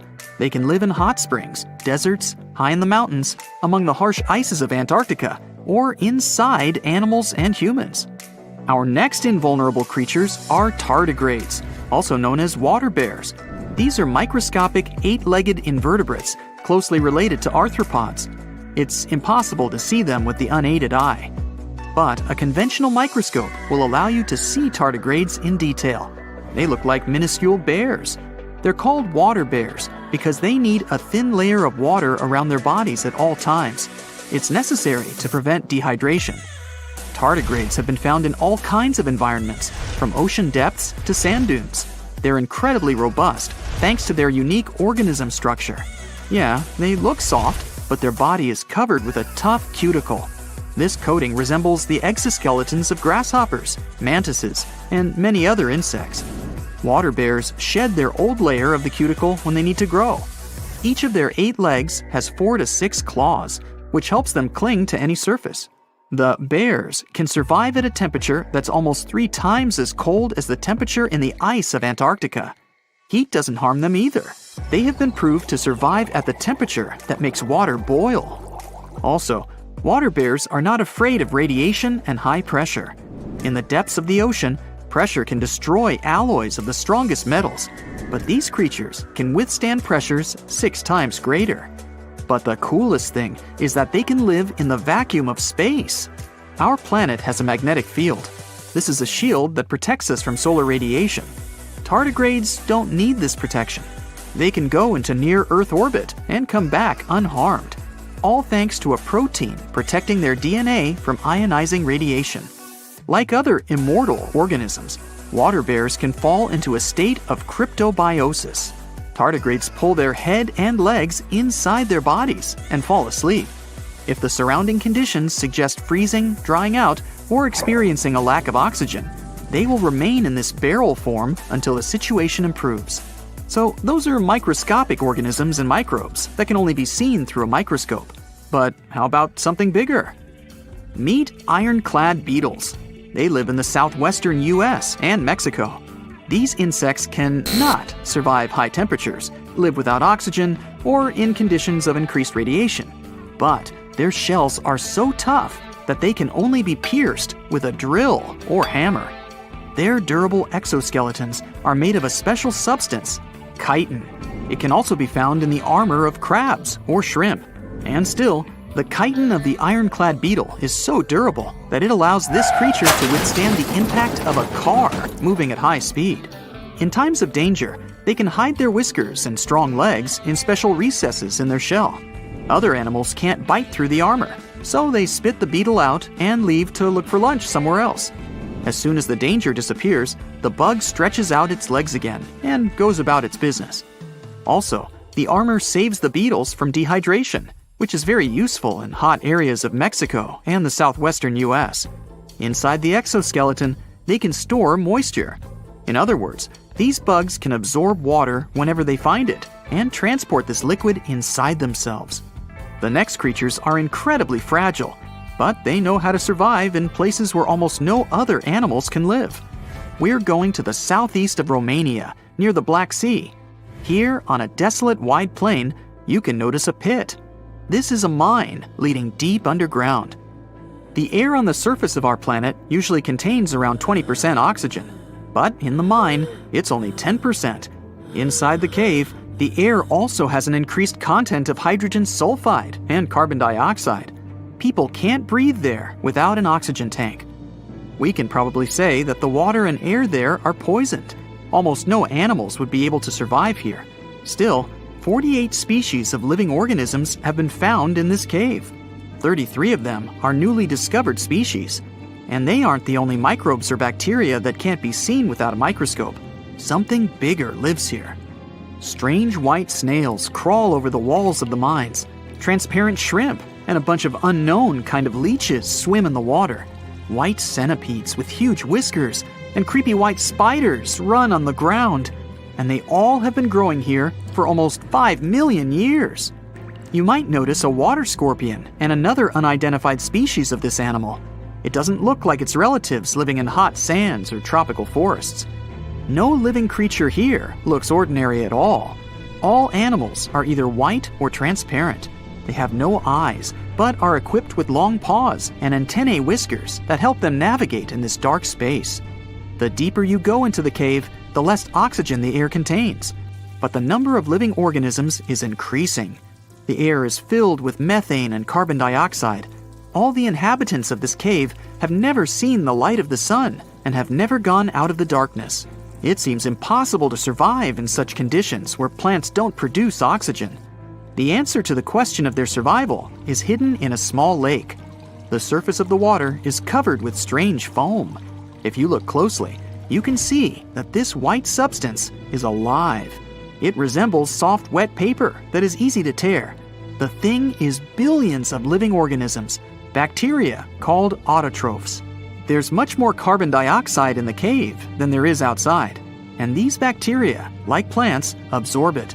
But they don't do this with the help of photosynthesis, which means they don't need sunlight. They use water for chemosynthesis. What these bacteria secrete is food for other bacteria, and these other bacteria are food for bigger creatures. A unique food cycle that you can't find anywhere else on the planet only exists here. Scientists have recently discovered Leonardo da Vinci's hidden passages under a medieval castle in Italy. They followed a newly found 15th century sketch by the creator of the Mona Lisa and found one of the unexplored architectural wonders from the age of the Renaissance. Construction of the Sforza Castle started back in 1358, but it was destroyed about a century later during a local crisis. Then, in 1450, Francesco Sforza, the Duke of Milan, decided to rebuild it on the old ruins.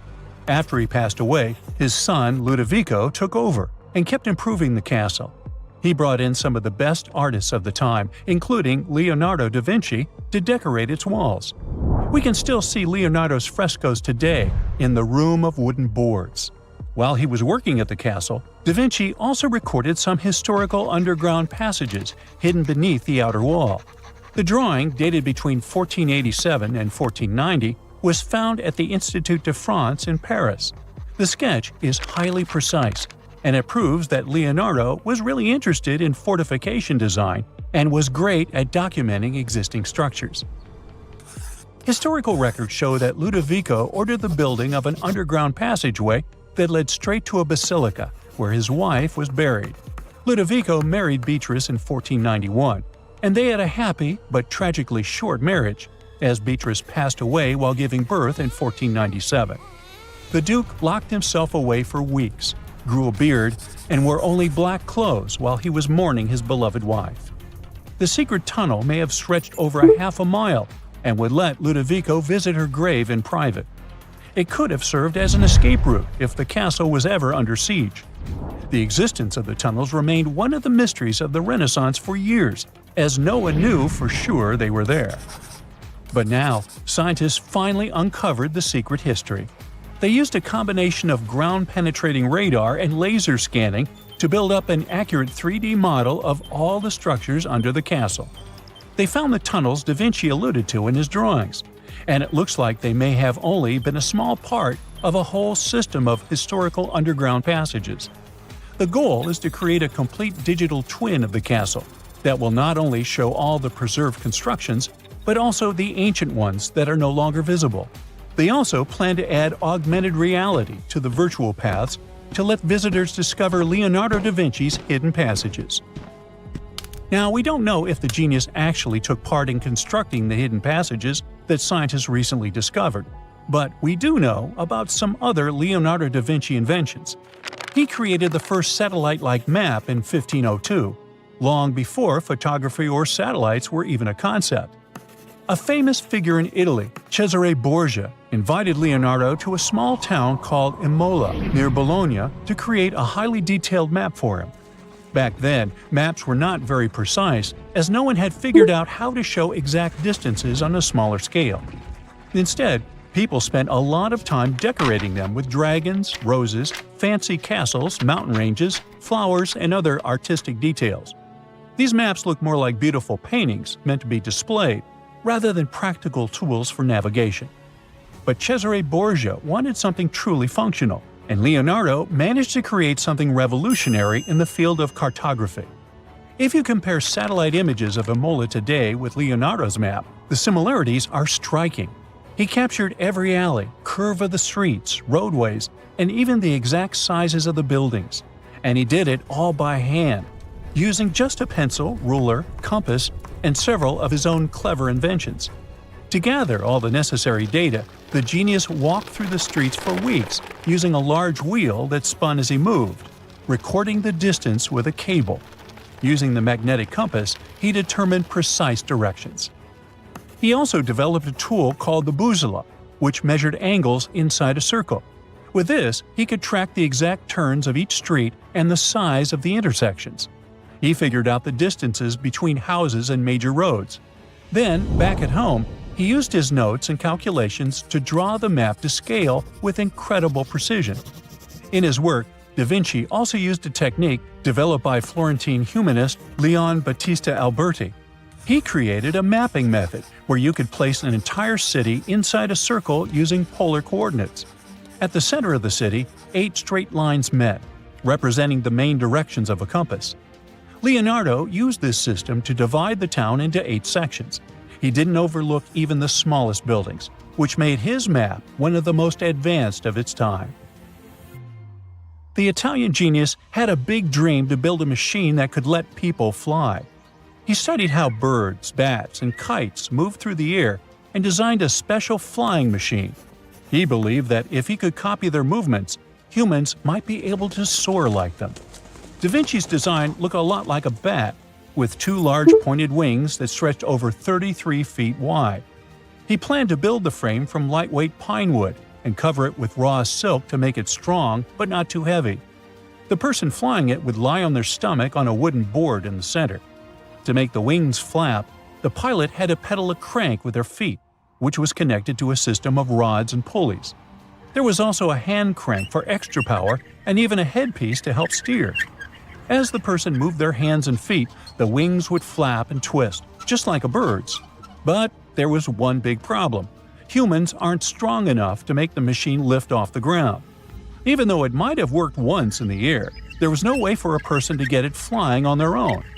Leonardo probably realized this, but his amazing idea still inspired flying machines that came centuries later. Da Vinci was way ahead of his time with many of his inventions, but his idea for a humanoid robot was especially futuristic. He was working under the patronage of the Sforza family, the one that had those ancient tunnels of Italy built.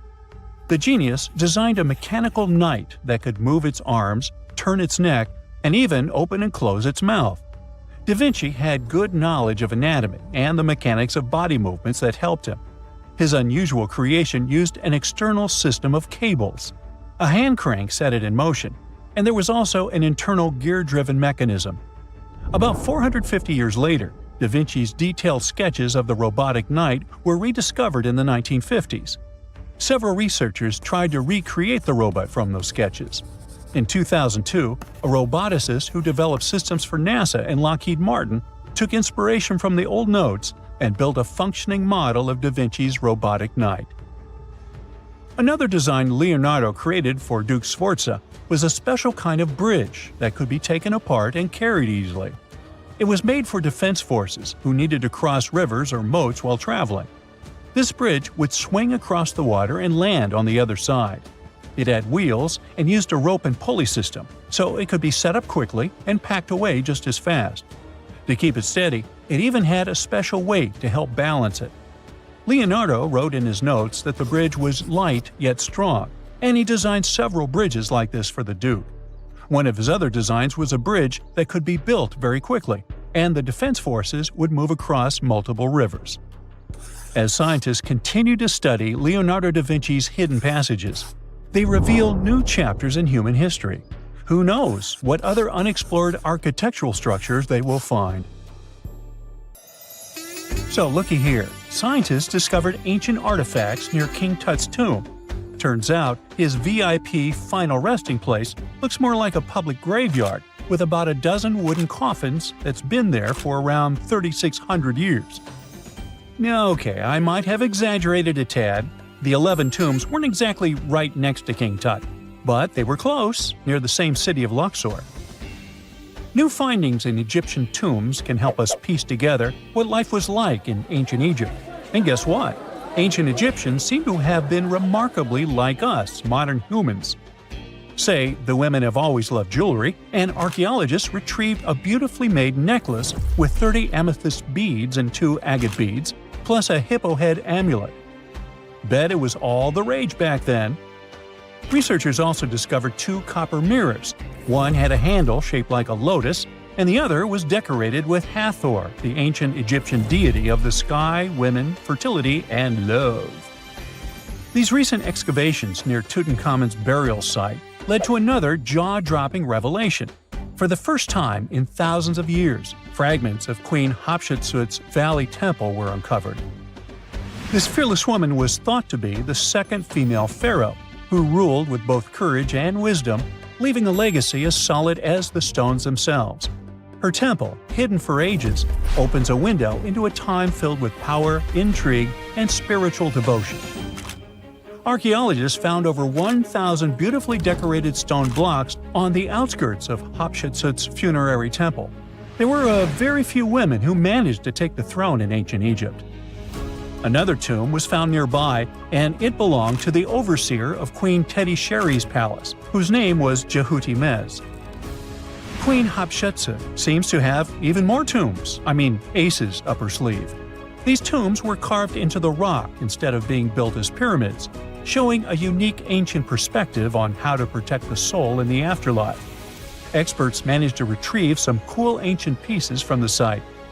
Toys made of clay, mummy masks, winged scarabs, and some amulets. Sadly, there surely used to be way more artifacts, but over the last centuries, there have been people other than archaeologists to stumble upon this site. It's likely that looters got to these tombs before them and may have taken some valuable items. But they did leave behind some cool stuff for the researchers, like pottery used for offerings of bread and meat, along with archers' bows that connect the tomb's owners to the Egyptian military.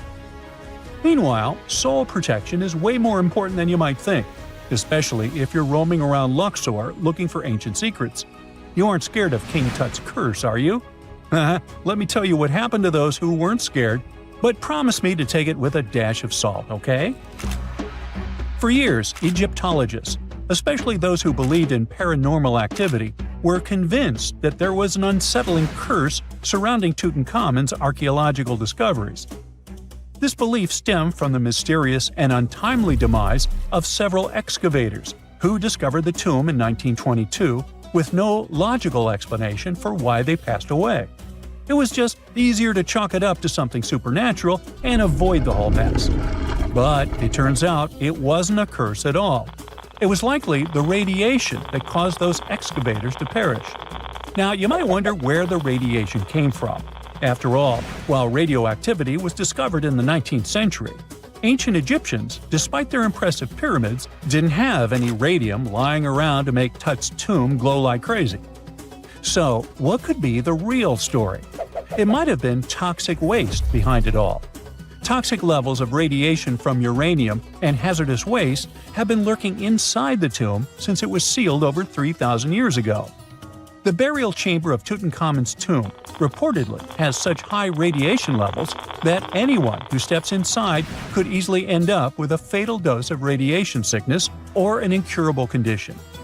By the way, you can have a somewhat similar level of radioactivity if you don't get rid of those moldy dinner leftovers you left to perish in your fridge a month ago. But this radioactivity isn't exclusive to Tutankhamun's tomb.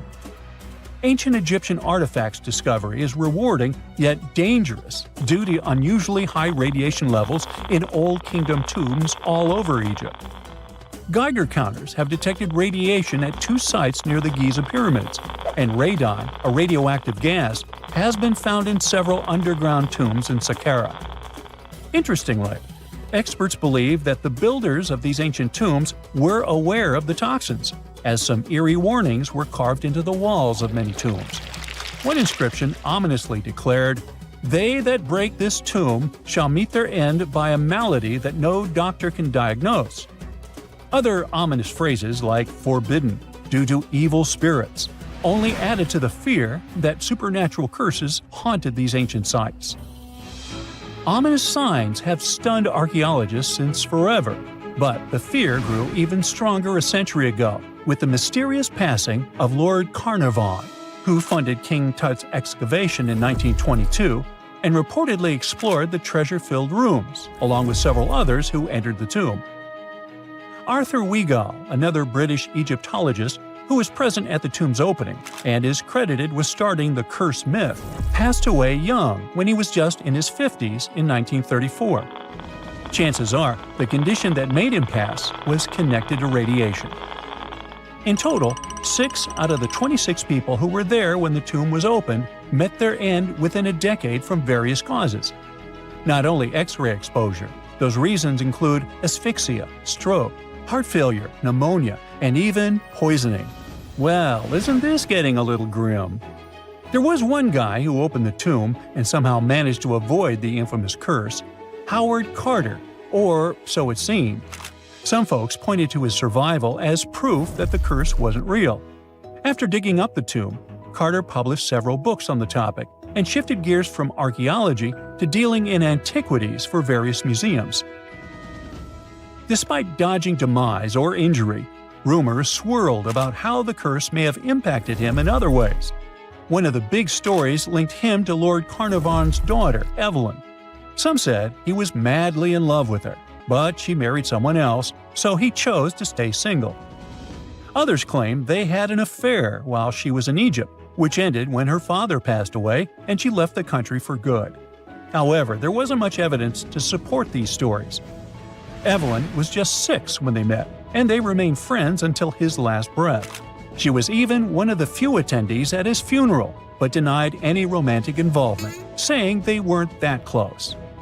A year after the revolutionary discovery near King Tut's tomb, Evelyn married politician Sir Brograve Beauchamp and had a daughter. That same year, Beauchamp toured the tomb with his parents, guided by Carter himself.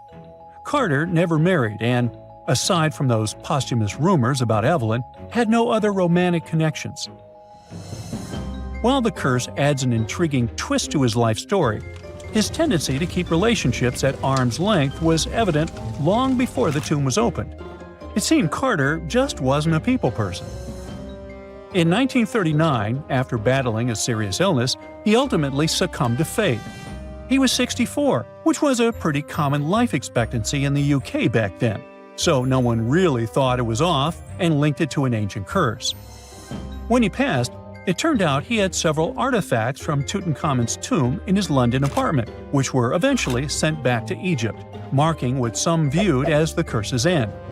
Who knows? Maybe if he hadn't had all those ancient souvenirs at his place, he would have lived way longer. But all the other demises might seem off. The curse theory was likely fueled by some strange events during the excavation. Carnarvon got a mosquito bite that became severely infected, and around the time they opened the tomb, Cairo experienced a bizarre power outage and a freak sandstorm. Back in England, the Earl's dog, Susie, managed to escape from Carnarvon's house and began barking frantically at seemingly nothing. At least that's what the staff and family saw. Strangely enough, at the very moment her owner's heart stopped, Susie started howling and fell down without showing any signs of life. Maybe radiation didn't play a crucial role after all, and those were indeed ancient artifacts from King Tut's